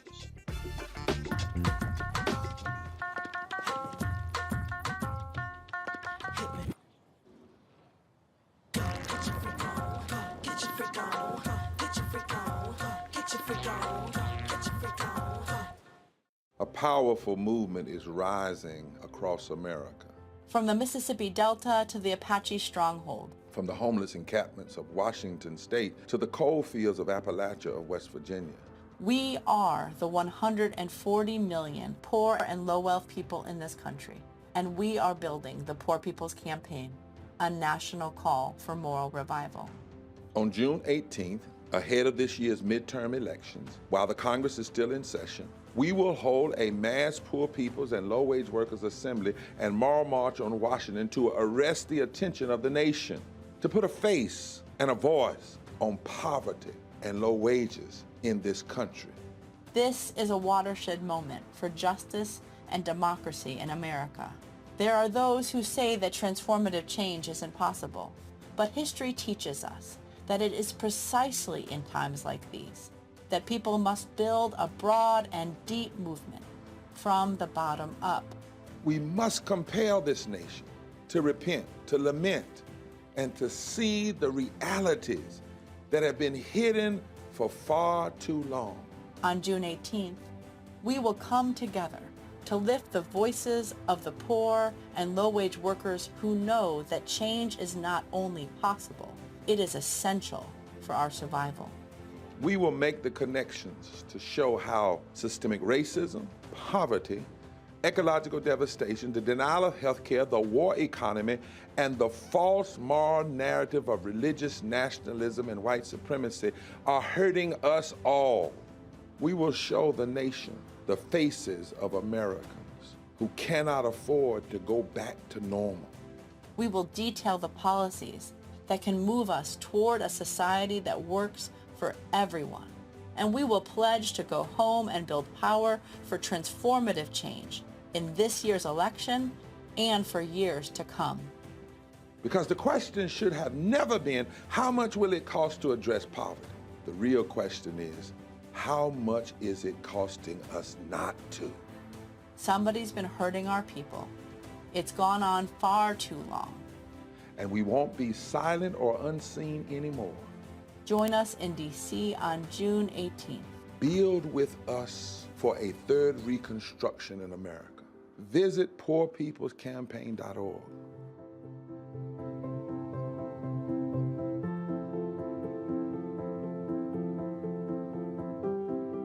Love our new Alexa. It's a Buick. Yeah, Alexa. Buick. Alexa. It's a Buick. It's an Alexa. It's a Buick. It's an Alexa. Coach, that's a Buick. That's an Alexa. The Buick Enclave with available Alexa built-in. June is Black Music Appreciation Month. Today we are highlighting rhythm and blues. Commonly called R&B, it is the predecessor to soul music with roots in jazz, blues, and gospel. It has helped spread African American culture and popularize the idea of racial integration on the airwaves. With elements of pop, soul, funk, hip-hop, and electronic music, R&B has inspired a distinctive record style that many can recognize. Today's version of R&B has assimilated both soul and funk characteristics. Chaka Khan, Michael Jackson, Mary J. Blige, Beyonce, Marvin Gaye, Luther Vandross, and Stevie Wonder are just some of the artists that have dominated the genre for the last 3 decades. R&B has birthed many forms such as neo-soul, new funk, alternative R&B, and Afro swing.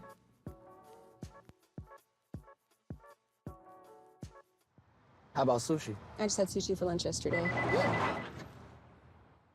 How about tacos? Automatic emergency braking, one of 6 advanced safety features standard on every 2022 Chevy Equinox. Find new technology. Find new roads. Chevrolet.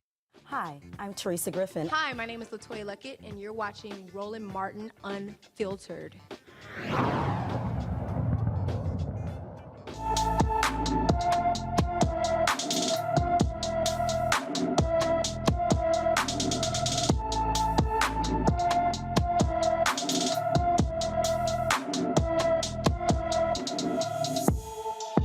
Aaron Morrison was last seen riding his black bike in Hampton, Virginia on June 8th. The 14-year-old is 6 feet 1 inches tall, weighs 220 pounds with black hair and brown eyes. Aaron has a circular scar on the left side of his head.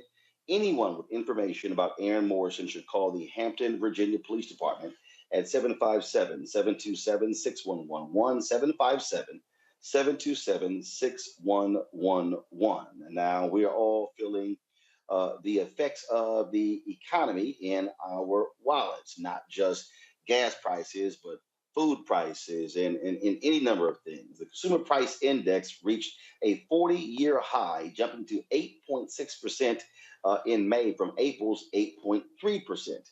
Economists expected an 8.3% annualized increase in May. Now, among the factors for the significant hike, filling up the tank. The national average for gasoline, of self-serve regular gasoline, is $4.99 according to AAA. It's almost $2 more than last year.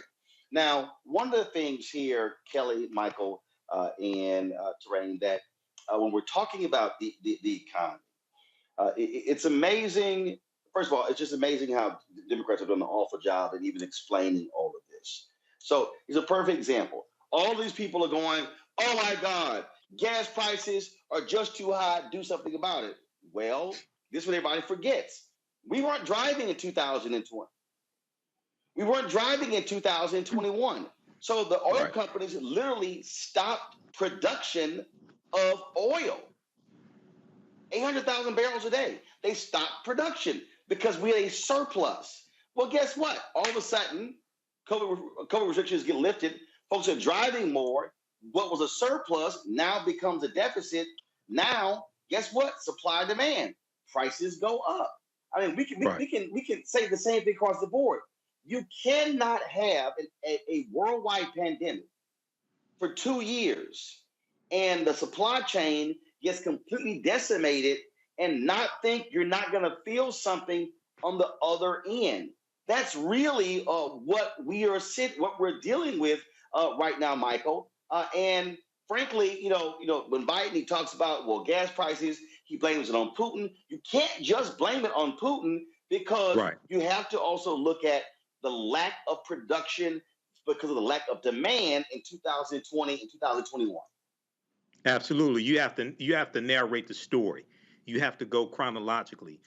The war in Ukraine, definitely part of it. But if you go back, if I remember correctly, at the height of the pandemic, when very few people were driving, the oil companies were losing money because the cost of a barrel of oil dropped so low. Okay, so that's not talked about. So you have to put all that in perspective. Remind people about that because a lot of people don't follow this every day. They just look at the price of gas and they say, "Oh, is Biden's fault" or things like this. So yeah, you have to do that. And then also, we're going to see the price of food continue to increase because we see that Russia is keeping wheat exports they're taking control of wheat exports from Ukraine. That's going to cause a problem also in a shortage of wheat as well. So. And then you have African countries. Putin just met with some leaders of African countries, and they were talking about the African countries are talking about the hunger that the lack of wheat and other products, the impact that's having on Africa. So this is global. Okay, inflation is global. The supply chain issues are global. Biden and the White House. Okay, the people that work for the White House communication staff, they have to do a better job of narrating this story as well. Maybe they need to hire the documentarian for the January 6th committee to do a video about this as well. No. Narrating. This terrain is what again what Joe Mastodon would say. You got to put it where the ghost can get it. You have to understand. And you have to talk in a way that and walk folks through this. They sort of need a Bill Nye of economics who is doing this. And look, so yes, the unemployment rate is low, but when you have the dramatic increase in prices, well, your money, stuff is costing more. Look, we talked about the baby formula shortage. Right now, there's a tampon shortage in America. And yes, that's damn Kelly like, damn, he right. Yes, I read. And here's the crazy part. Yes, I read everything, baby. So here's the crazy part. Yes, I read everything. Here's the crazy part. Again, you go back to supply chain. And here's the other thing, Train. Companies lost a ton of money in 2020 and 2021. They trying to make that money back. Everyone understands how much, should understand how much companies lost. We shut down our gas stations. People were not really driving. So I remember paying $1 or something like that for gas one day in Georgia. And I was like, okay, this is awesome. However, the thing we consumed the most was food and internet services and electricity. But the reality is our everyday lives significantly changed. And so most business owners understand that once the supply chain broke down with COVID, because globally, people were shutting down their businesses, so things weren't being produced, things weren't being moved. And so now we're at the end of this thing and we're seeing what happened. The gas company, good example. They lost a lot of money. They need to make that up. But what most people do not understand is that the gas prices don't start at the White House. They start with the gas companies. And I think it's imperative for the Biden administration to do a better job of threading the needle, not pointing the finger at the gas companies regarding the oil companies regarding the fuel costs, but helping Americans understand how this all works together, how farmers work inside the economy and how they're impacted by multiple things with the supply chain issue. But we're hurting. And with the baby formula issue, that's totally different. That plant was shut down because of contamination, but we didn't have a backup plan. So it all looks like it's falling on the Biden administration.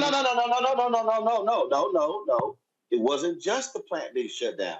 That's because true. Donald Trump got rid of NAFTA and then he did that new BS trade deal. It severely limited the ability of America to import baby formula from international sources. But I'm talking about our production here to be able to sustain ourselves. Right. No. Right. But what I'm saying is when something happens here, okay, when you have only 4 companies in America that completely control the baby formula market. Well, when one of them, what happened with Abbott, if you have the ability to export it internationally, then you can make up the difference. His trade deal made that almost impossible. So when Biden used the national defense order and then began to fly it in internationally, it alleviated the problem. But this is one of those examples for all these yahoos who like, that's right, get rid of NAFTA, put a new trade bill, we should buy American. Well, guess what? When you're living in a country where only a handful of companies are controlling entire sectors, something happens to one of them, everybody gets screwed. Well, most Americans don't understand the domino effect of our economy, that we remove one piece and everything else falls down. But the Biden administration, they definitely have to figure out a way to have this conversation with America. And I mean, it always seems like it's up to the Democrats to explain inflation, explain the economy. And during Republican administrations, like during the Reagan era, our inflation is the highest ever since the Reagan era. But what his administration did, instead of leaving the interest rates low, they instead of increasing the interest rate, they left the interest rates low. I'm sorry, they increased the interest rates instead of letting them drop. What we're doing is actually hurting a little bit more. We're not finding a way to balance this out. Well, Kelly, even with that, so let's talk about interest rates. One of the biggest problems that we also have had, because we had the economic downturn in 2008, 2009, 2010, the Fed dramatically lowered interest rates. Mm-hmm. Okay, you can't have interest rates that low for a decade. Right. You can't. You simply can't. But see, everybody was fixated on, oh, no, don't do anything. You're going to hurt the economy. What we are now seeing is when all of these forces converge at one time. Look, why is it that I don't have furniture for our new set piece? Because when I went to the furniture places, they said, oh, it's going to take 9 to 12 months to get that. Mm-hmm. Wow. I was like, are you serious? Yep. They said it was going to take 9 to 12 months because everything across the globe shut down with COVID. Everything. And so you're trying to ramp up. So right now, they're trying to kick goods out the door. Now, guess what? Well, the problem is I'm trying to make goods, but if they have a shortage of goods, because the same problem with COVID, I can't make something because they don't have it. So now the furniture maker is sitting there saying, I'm ready to make some furniture. Oh, but we don't have enough raw materials because we need to have more people to gather raw materials because we all got impacted by COVID. And so all of these things are what's contributing to where we are with inflation. And Kelly, I had somebody say this here. Somebody said, hey, I'm not worried about the explanation. When is gas going down? All this is bullshit. We're just screwed. All this is a mess. Okay, but here's a problem with that. Terrain just said it. Hey, when she said she paid $1 and something, oh, we were all excited. We were happy. Ooh, gas is $1.99. Gas is $2.09. Gas is $2.19. But you know who was getting hurt while that happened? Texas, Oklahoma, Louisiana. Why? Because those 3 states depend significantly on Wyoming, depend on oil and gas money. Well, then guess what? Michael said it. The cost of a barrel was like $14, $15. Now all of a sudden, you look at the cost of a barrel, and guess what? Gas companies flushing cash. So one sector of the country is going to be pissed. Another sector is going to be happy. If you work for the oil companies, you're real happy right now because you're rolling in money. When it was $14 a barrel, they were doing layoffs. And so it does require someone talking in regular, everyday language for somebody can like, oh, that's what's going on? Because I'm sorry, what the White House is saying and what Dems are saying ain't doing it. And I understand all that. Like, I am one who loves explanation of things because for me, it makes me feel better. It gives me, even though I don't necessarily have it, it gives me a semblance of control. If I know what's going on, I can function accordingly. But even with that, not to say that the explanation is irrelevant, because you're right, it is absolutely relevant. Everything is happening for a reason because of a longer chain of events that goes beyond just these past couple of months or year or so with the Biden administration. But the fact of the matter is we have people in this country, specifically Black people in this country, who are still already under living wage, who are still living in poverty, who were living in poverty before all of this stuff happened, who literally cannot afford to understand the explanation. They just need solutions. I just need solutions, and I'm not necessarily in that boat. So yes, the explanation is great. I feel better, intellectually speaking, why things are happening. But at the end of the day, I'm a woman who has a monthly period. And I just learned today that we have a tampon shortage. Why is it that during a pandemic, people thought we weren't going to need tampons? How is the supply chain so broken that in the 2 years that we were in the house, we were bleeding in the house? Not to be vulgar and crass about it, but my period didn't stop just because I wasn't commuting to work. If anything, it felt worse. So, like, why are the necessities broken in the supply chain? Babies didn't stop being born. Hold up. This is the answer. Quote, the shortages appear to stem from supply constraints around key materials like cotton and plastic, which are also used in personal protective equipment. So the problem that we have is that we went through a pandemic and there was an explosion in the need for PPE. And so I totally understand that. No. But here's But again though, it's one of those things that I know it's hard for people to grasp, but it's like, look, the amount of PPE that was needed across the globe just exploded. Like in terms of the number of masks and gowns and gloves and everything. Mm-hmm. Well, again, that happens. The stuff got to come from somewhere. And I totally understand that. Do not get me wrong. So the problem is we are literally dealing with the painful after effects of COVID, of literally 2 years of COVID.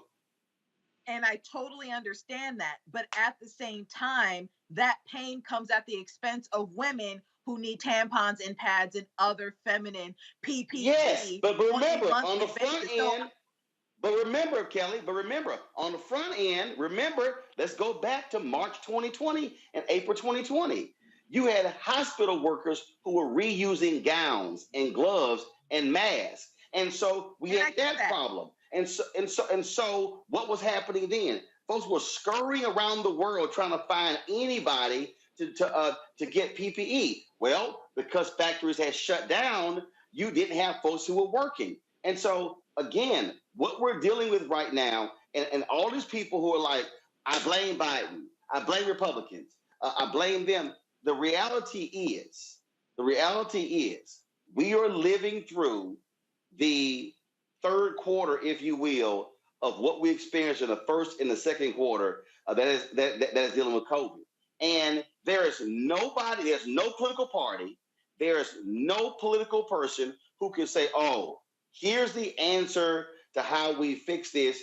You literally are going to have to build your way out of it. And this might be, I mean, it's June. I'll be honest with you, I wouldn't be surprised if we're not in this same situation for the next 12 months because you have to build back capacity. And again, I get all that, but it still comes at the expense of women. And my issue with this is, and I understand, and it makes complete sense, but at the same time, you took the everyday needs of women and leveraged it against a pandemic. Just from a supply chain issue, that's a problem. So this is not taking from women. This is everybody. I know it is everybody. You took it, yeah, but you took from everybody. You took, and so here's the deal. This is very simple. If I've got 5 cupcakes, I got 5 cupcakes in my hand, and I got the 3 of y'all and 10 other people. Guess what? We can't get an individual cupcake. That sucker got to be sliced and diced. Everybody got to get a little piece, and then somebody be like, "Well, I want my own cupcake." You can't. And I mean, I know it's basic, but this is really where we are when we start breaking down look. Michael just talked about mentioned with wheat. Again, matter of fact, I'm gonna go back to the same story. This story here said, okay, I said that the supplies for tampons, cotton, and plastic. This is the same story.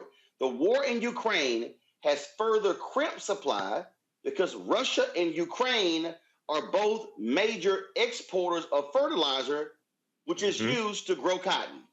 Yep.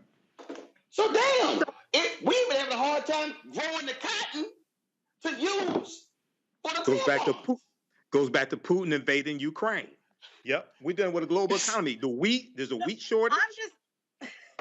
And I understand. And Roland, let me jump in here for a moment. We both get, as women, that there was a redirection of resources because we needed to have the supplies directed to take care of the PPE. However, as women who have this issue that we can't do anything about, someone should have said, wait a minute, we need to make sure these women are taken care of because there's nothing they can do.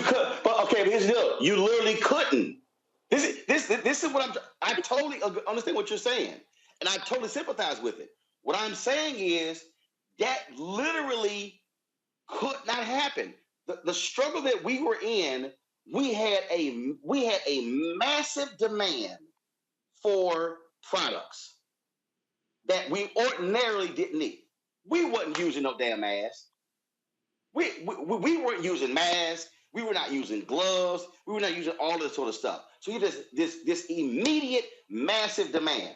So all of a sudden, you had companies that literally stopped whatever they were making and shifted to making those particular products. But here was the problem. Those manufacturing places also shut down because the workers weren't there. So in every single sector, you literally didn't have workers. You didn't have anybody can make it.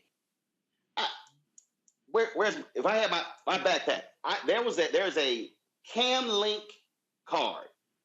There's a CamLink card. It's a broadcast card. See, this ain't just about tampons. This card allows me to plug up my camera to my laptop and use an external camera to broadcast my show. That little card is $129. When COVID hit, for all of 2020 and half of 2021, that sucker was $1,000. Why? Because people were buying them like crazy because they were now at home. So demand shot through the roof. When demand shot through the roof, there was nobody making them to replace them. So that was the problem with PPE, with tampons, baby formula, everything. Demand shot through the roof, but we did not have anybody making stuff. So then when we now come out of the houses, now it's like, oh shit, oh damn, ain't no products. Because there was no, when we were at home, they were at home. And this is, I mean, where we are, so that's the oil, that's the food, that's everything. And I just think that a lot of people, and I've been reading these stories, a lot of people just really don't understand how our worldwide economy is so now interconnected that one little thing that happens in a corner of a country could cause massive shortages and higher prices in America. And then folks are like, man, y'all got to fix this.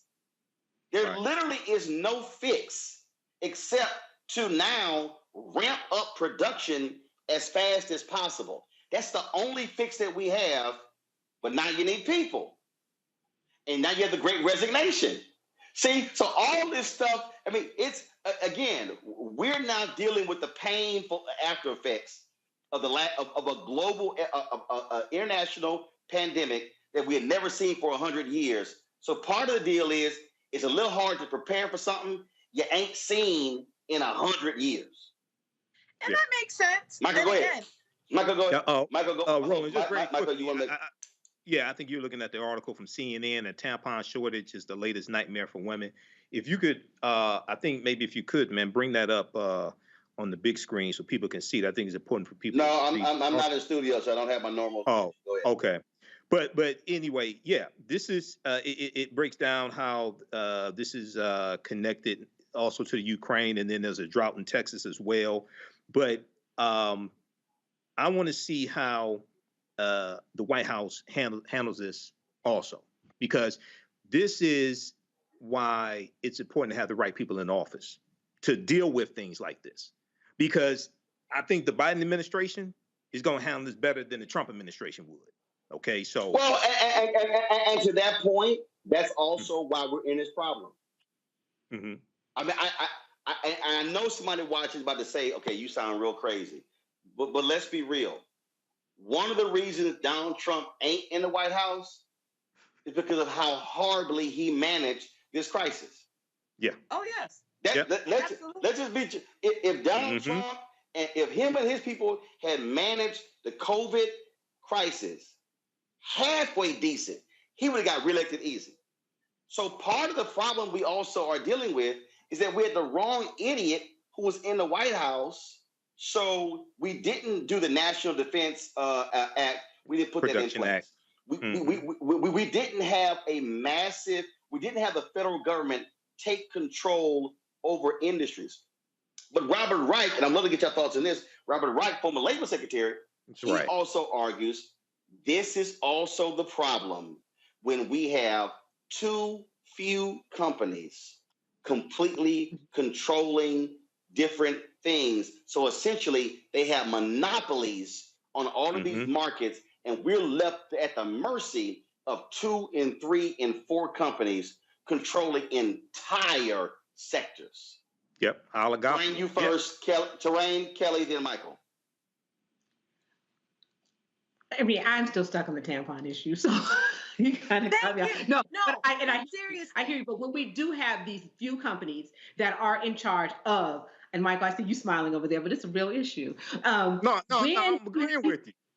I'm agreeing with you. And when you have just a few companies that have these monopolies, we do. One comes out of the chain, and then we all tumble down. But most, when I look at people on the right, and I talk to people on the right, and they're like, we're America, and we can be, as a country, we don't need other countries. They really do not understand the global economy. They dumb as hell. They so damn dumb. They are dumb. No, they are dumb as hell when they say stupid shit like that. We don't need the rest of the world. Fool!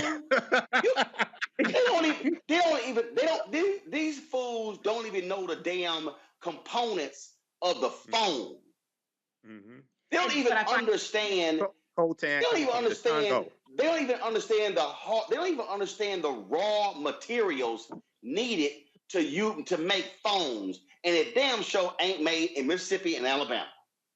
Well, I think it's funny. Go ahead, I'm to sorry. say America Great Again, the ties that he was selling at one point were made in Asia, and so China. he understands it. His daughter got 18 Chinese patents when she was in the White House. The first year. Kelly, go ahead. So I'm not trying to belabor the issue of the tampon shortage, but I really don't think that the magnitude of the issue is actually being realized here. And I'm not saying it just because, oh my God, I might have to fight somebody in Walmart for my tampons. The issue is that women and children are consistently an afterthought when it comes to anything that is produced in this country. And yet we are dealing with a Supreme Court that is about to overturn one of our only rights that we have to our body when it comes to our reproductive freedom. So it Okay, but Kelly. Okay, now Kelly, what could have been done to prevent this? I'm not saying anything could have been done to prevent it completely, but the fact of the matter is there are products out there that did not get as adversely impacted by the pandemic, and tampons and baby formula should have been one of those products. And you can't. Kelly, how do you arrive at that conclusion when the raw materials needed to make those things literally were used to save lives? I understand that they were used in order. I get all that. But the fact of the matter is that that the Trump administration knew about the pandemic way before we needed the PPE that we needed, the way that we needed it 2 years ago.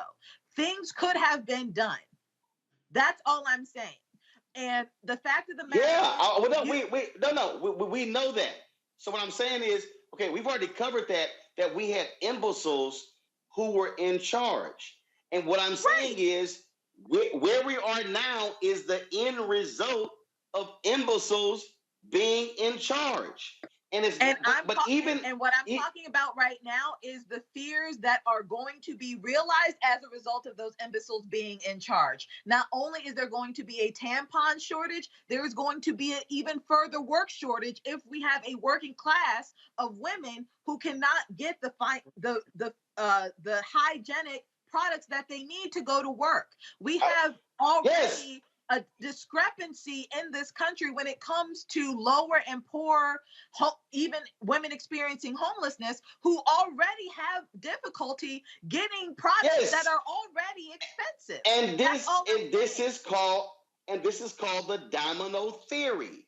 This is the domino theory. And this is the domino theory also of now what is a global economy. We are no longer isolated from the rest of the world. We're not. But at the same time, you need latex for condoms, and there's no shortage on condoms. You need plastics for other, things for men, and there's no shortage on that. But when we need cotton for something to help us navigate the world and work, all of a sudden it's a problem. And I understand. Yes. It's a problem, Kelly, because you had a massive surplus of condoms. Because you got a bunch of dudes who don't wear them.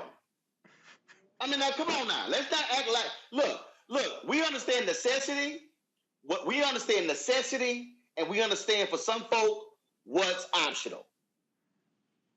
So the reality is what we're dealing with, and it's not just tampons, it's literally in every single area. Every single area. I'm talking about tampons. We're talking about baby shortage, baby food. We talk formula. We're talking about, again, furniture. We're talking about everything.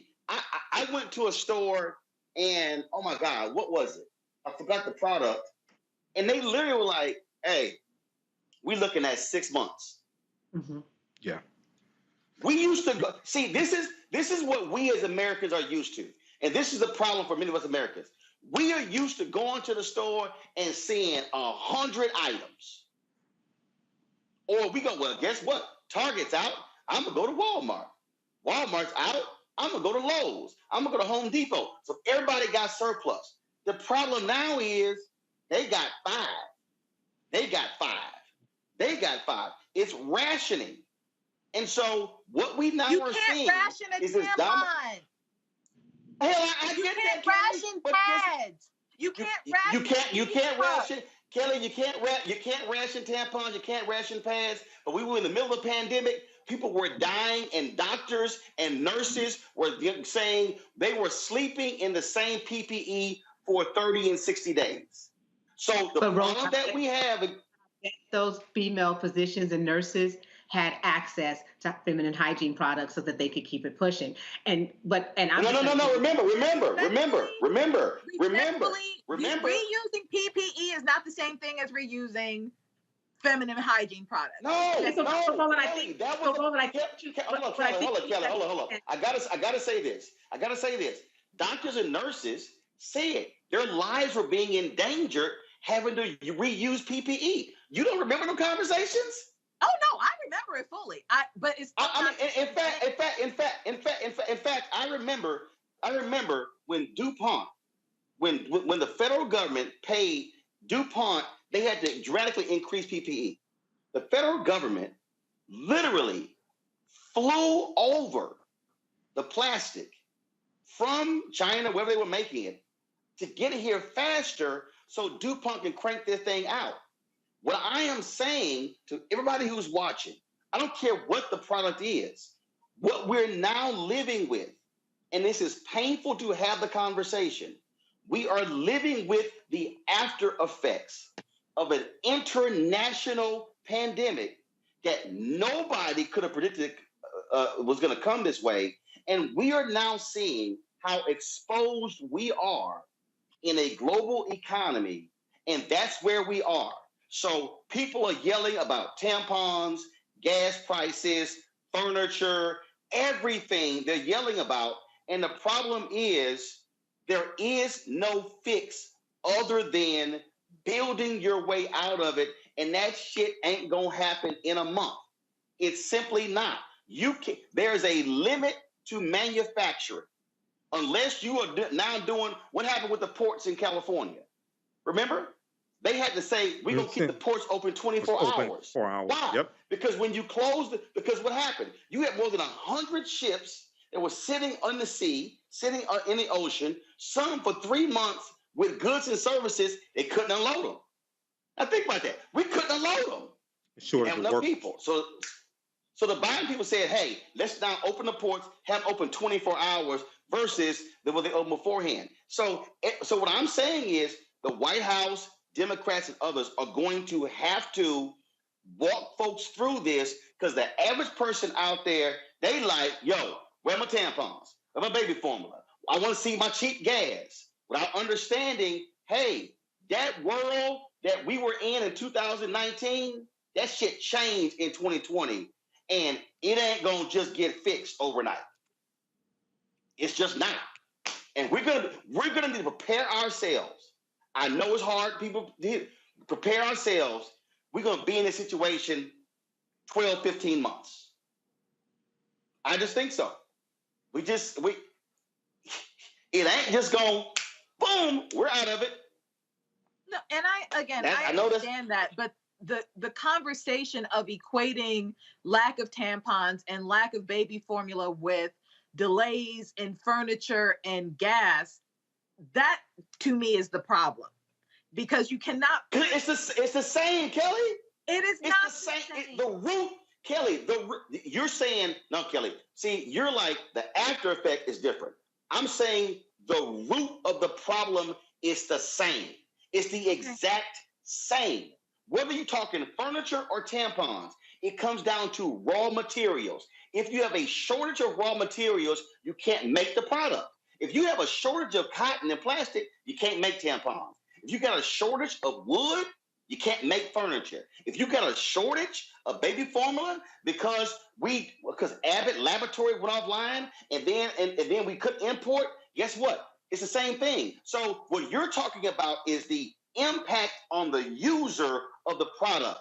I'm talking about the shortages of the raw materials and the lack of manufacturing facilities to make the products and lack of employees to work the manufacturing facilities as a result of COVID laying people off has led us to this problem. That's what I'm saying is the same, not how the product is used and who uses it. Okay. Final comments, Terrain, Michael, Kelly, go.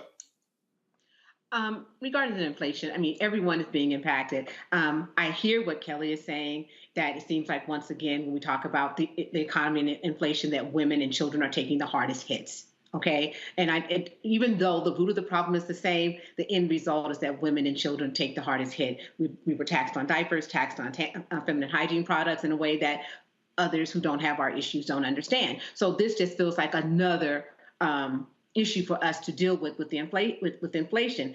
But it's really important for the Biden administration to take, the press secretary is not the person who should be talking about this. We actually need someone from the Department of Labor, someone from Treasury, and just someone to talk about this, and who's an economist, to explain it to people and help show where the end is going to come. Like, we were able to redirect resources for the sake of PPE. We need to look at redirecting resources so that we take care of the baby formula issue and take care of the feminine hygiene issue. I mean, I know I'm making it seem like it's really easy peasy, but those are things that actually have to be addressed, and they're important for us as women. We just don't want to be considered like everyone else. This time, our need is urgent. Michael. Yeah, I agree. It's an urgent need, and hopefully they can figure this. This is another supply chain issue. Hopefully they can figure this out as well. And, this is reminiscent somewhat during World War II, when a lot of products were rationed. It's not the exact same thing, but wool was rationed, nylon hosiery was rationed, things like this. So it's not exactly the same thing, but hopefully they can figure out a solution to this and sooner as opposed to later. Kelly? I just reiterate what I said, but to Michael's point about World War II and the rationing, even in that era, women had to come to the forefront because the men were overseas fighting for our country. So even in that era, if you were, I'm sure Michael knows more about this than I do, but the wax. The hygiene of women was actually revolutionized during that time, so that they could be more effective in the workforce. So it's even worse now than it was then, because even as we rationed and made sure that our soldiers had what we needed overseas, and yet our babies could still be fed, babies were still fed in the United States during World War II. There was not a baby formula shortage or a milk shortage during World War II. There was not a feminine hygiene shortage in World War II. Why? So that is my point. The fact that we were Kelly, tell the audience why. Tell the audience why. Why what? Tell the audience. You said there was no shortage. Tell the audience why. I understand about the raw material argument. I get No. That's not why. That's not why. Then why? The reason we didn't is because the federal government literally marshaled the entire country and took over industries. The federal government called together Ford, Chrysler, the ship makers together and said, put your differences aside. You are now working for the country. So then what you had, so all of us, so the problem is here. What we did during COVID, we tried to say, we don't want to use the big hand of government. We want to work with private industry. Okay. Right. When what really should have happened was we said to the pharmaceuticals, kiss my ass. You don't have a patent on vaccines. This is the federal government's patent. You're going to make these. We're going to pay you this price, and this is what it is. That didn't happen. We didn't do that with PPE. We didn't do that when it came to all of our goods and services. Trump and his administration tried the private enterprise. What did Jared Kushner do? Brought in all of his little MBA friends in there, screwed stuff up. They had no idea about purchasing for the federal government. They had no idea about any of that stuff. And they were like, we don't understand this. Right. That's what Lieutenant General Russell Honore was saying. The DOD knows how to do this. The Department of Defense knows how to buy shit for a lot of people real fast. And so the difference between World War II is we had a government that said, hey, we're calling everybody to this is a national thing. But what we tried to do in 2020 was to say, hey, no, we don't want to infringe upon these companies. And so we're just going to let y'all keep doing y'all thing. And we're going to just kind of do some stuff. Trump wouldn't even put in place the act. We had a law that literally said the federal government can put this act into place and take over whole industries. They wouldn't do it. So we're sitting in the situation right now because we had ineffective leadership in 2020, which is why he got voted out. And so now Biden is now having to deal with those imbeciles. And I think, frankly, President Biden should be more aggressive on using that particular law like he did with the baby formula to deal with this problem. I think the White House waited too damn long to invoke the powers to open the ports 24 hours on the West Coast. They waited too damn long. And so I think what they're doing is they're still stuck in this, well, we are capitalism and we don't want to we don't want to tell private industry what to do. No, this is one of those things where you tell private industry, shut the hell up, get this shit done for the American people. Y'all still gonna make some money. You're not gonna make as much money as if we keep it all in your hands, but that's the difference. And so comparing the two, we have to compare the actions taken by the government then to what the government didn't do during COVID. And that's why yes, women and children and families are now feeling the after effects of ignoramuses who were in charge during 2020 who made numerous wrong decisions. Like I never understood how we're sitting here begging China to make some damn masks when you actually had American companies. I remember reading a story of this guy out of Fort Worth who were like, yo, we can convert this facility and start cranking these things out. And they're like, well, no, we're just going to buy them from them. So he's yelling about China, and we were sending billions to them for goods and services that we could have been making. And then when they finally did it, the need is gone. So then we had a surplus of stuff. Now what the hell we do? Look at Target. Target just had, you see what Target's announced? Target just had a big sale. You know what Target did? Boom. Right. Why does Target have a big sale, Terrain? Because their surplus is high, so they need to clear their inventory. They went and bought a whole bunch of shit, and they stocked it up. They couldn't sell it. Now their stock price has gone down. Now they got a clearance sale, and for the consumer, oh hell, I can buy some at Target 70% off, but it's hurting the company's bottom line. Yep. So exactly. So unfortunately, and I hope everybody who's watching and listening, all these people who say it doesn't matter who's in office, this example, whether it's tampons or baby formula, is an example. When Donald Trump got rid of NAFTA, they didn't think, if we have a baby formula shortage, this is going to hurt. Literally changing that law kept us from importing Canadian baby formula. And now people kind of like, oh, damn, that wasn't a good idea. You think? Yeah. I know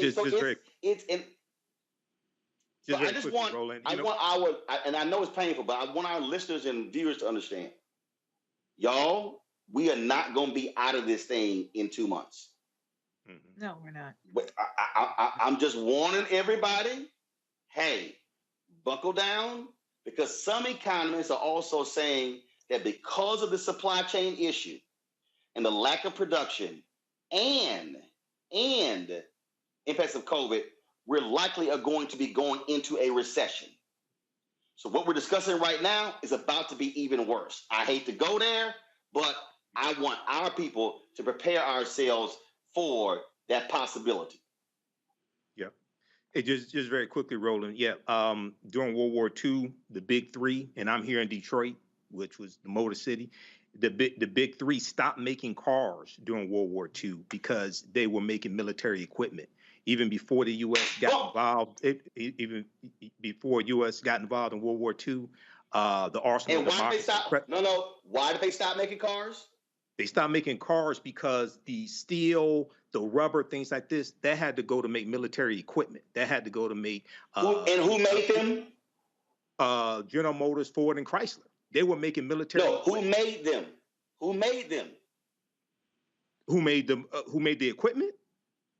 No, who made them stop production on the cars? President Roosevelt. It was President Roosevelt. Yeah, right. Yeah, President Roosevelt. And why did we do that? And why did Right. we do that? Because we were getting our asses kicked in Germany. They were shooting down our planes. They had to roll them off. Why did Kaiser build the ships on the West Coast? And coming up, and why did Kaiser go meet with Ford to create the assembly line? Because we were getting our ships blown up. That's what caused us to churn out more ships. And guess what? More ships on the West Coast, more cars in Detroit, more planes in Detroit allowed for us to defeat the Germans in World War II, which then led to the GI Bill, which then led to the greatest economic expansion in American history because the federal government used its power to take control of the nation and say, we got to fix this problem. Until Biden is going to have to get more aggressive, but it's a little hard when you got one party that says too much federal intervention in anything. And let me show you this real quick. The Democrats finally put out a video. I know Reese is happy. This is a video the Democrats just dropped, just for y'all can see how their thinking is, how Republicans stand on the issues we just talked about. Watch this.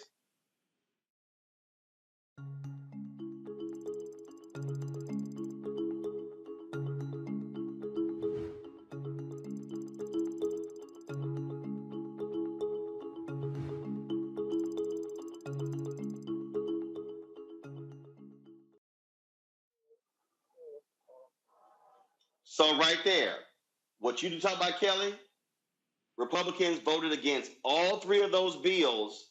So they want us to go in the tank because it's going to help them in November. Right. Yep. The white nationalist domestic terrorist party voted against the Domestic Terrorism Prevention Act. 192 up to, it was 222 to 203. 203 of those domestic terrorists. No. I ain't talking about domestic terrorism. They voted against insulin. They voted against baby formula. No. Take the terror off. I'm talking about they voted against stopping price gouging. So the problem here, Terrain, you ain't even dealing with half the country who want to fix the problem. Well, what I find amazing is that so many people who vote for the GOP and love them do not understand they're voting against their own interest. Right. They don't have the stock that these people have. They don't have the bank accounts these people have, the resources that they have. They are poor and they need these resources, and yet they vote for people who consistently say no. It's just beyond me. All I'm saying to our people, we see the shortages. I need our people to understand what we're faced with. And I'm telling you, we're going to keep seeing the shortages because it's happening across the world. And as long as the war in Ukraine keeps going, we're going to be impacted by wheat, grain, and fertilizer. Just so you know, you ain't got fertilizer, you can't grow shit. I ain't no agriculture expert, but I'm with Texas A&M. I do know if your ass ain't got fertilizer, it's a little hard to grow something. I'm just saying. All right, y'all. I'm gonna do this here. I'm gonna thank all three of y'all. I gotta to go before I go to a break. When I come back though, I gotta do a shout out to my parents for the 55th wedding anniversary. Kelly, Terrain, Michael, I certainly appreciate it. All right, Roland. They in Puerto Rico hanging out. So enjoying themselves, having a good time. I'm like, yeah, y'all. They're like, you come with us now. No, y'all gone. Y'all grown. Go by yourself. Go on. Enjoy yourself. So I appreciate it. Kelly, Terrain, Michael, thank you so very much. I appreciate it. Go to this quick break. I'll come back and roll my throat to close the show out.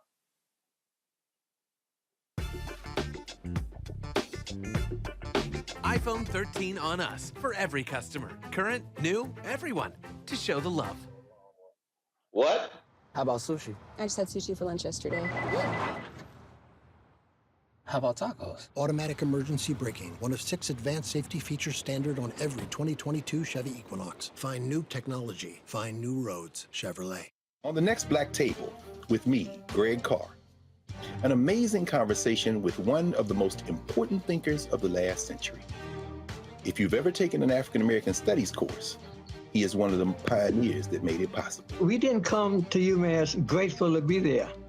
We brought in people that were better than the white people that were there. Professor John H. Bracey Jr., historian, activist, prolific author, and amazing teacher. He joins us on the next Black Table, only on the Black Star Network. Love our new Alexa. It's a Buick. Yeah, Alexa. Buick. Alexa. It's a Buick. It's an Alexa. It's a Buick. It's an Alexa. Coach, that's a Buick. That's an Alexa. The Buick Enclave with available Alexa built-in.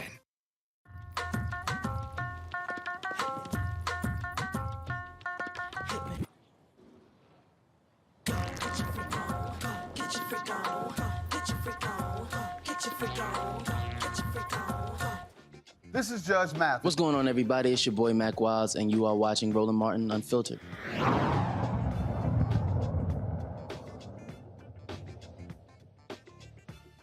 All right, folks, I'm going to close the show out. Again, I'm here in Los Angeles. The Equal Justice Awards will be happening tonight. There are a number of people being honored. Congresswoman Joyce Beatty is one of the folks. I am one of the honorees, Mario Van Peebles. We're here in Los Angeles. More than 1,500 people are going to be attending tonight's dinner here in Los Angeles. That is Attorney Benjamin Crump's Equal Justice Now Awards. Lonnie Love is going to be the host of the show, and so I'm looking forward to that. Folks, today, June 10th, my parents' 55th wedding anniversary. That's right. My parents, Reginald and Melda Martin, got married 55 years ago. That's the photo of them on their wedding day. They are out of the country enjoying their anniversary. Of course, my dad turned 75 in April. Mom will turn 75 in November. And so certainly, so that's the whole brood right there. I think that's everybody. So 5 kids, 12 grandchildren.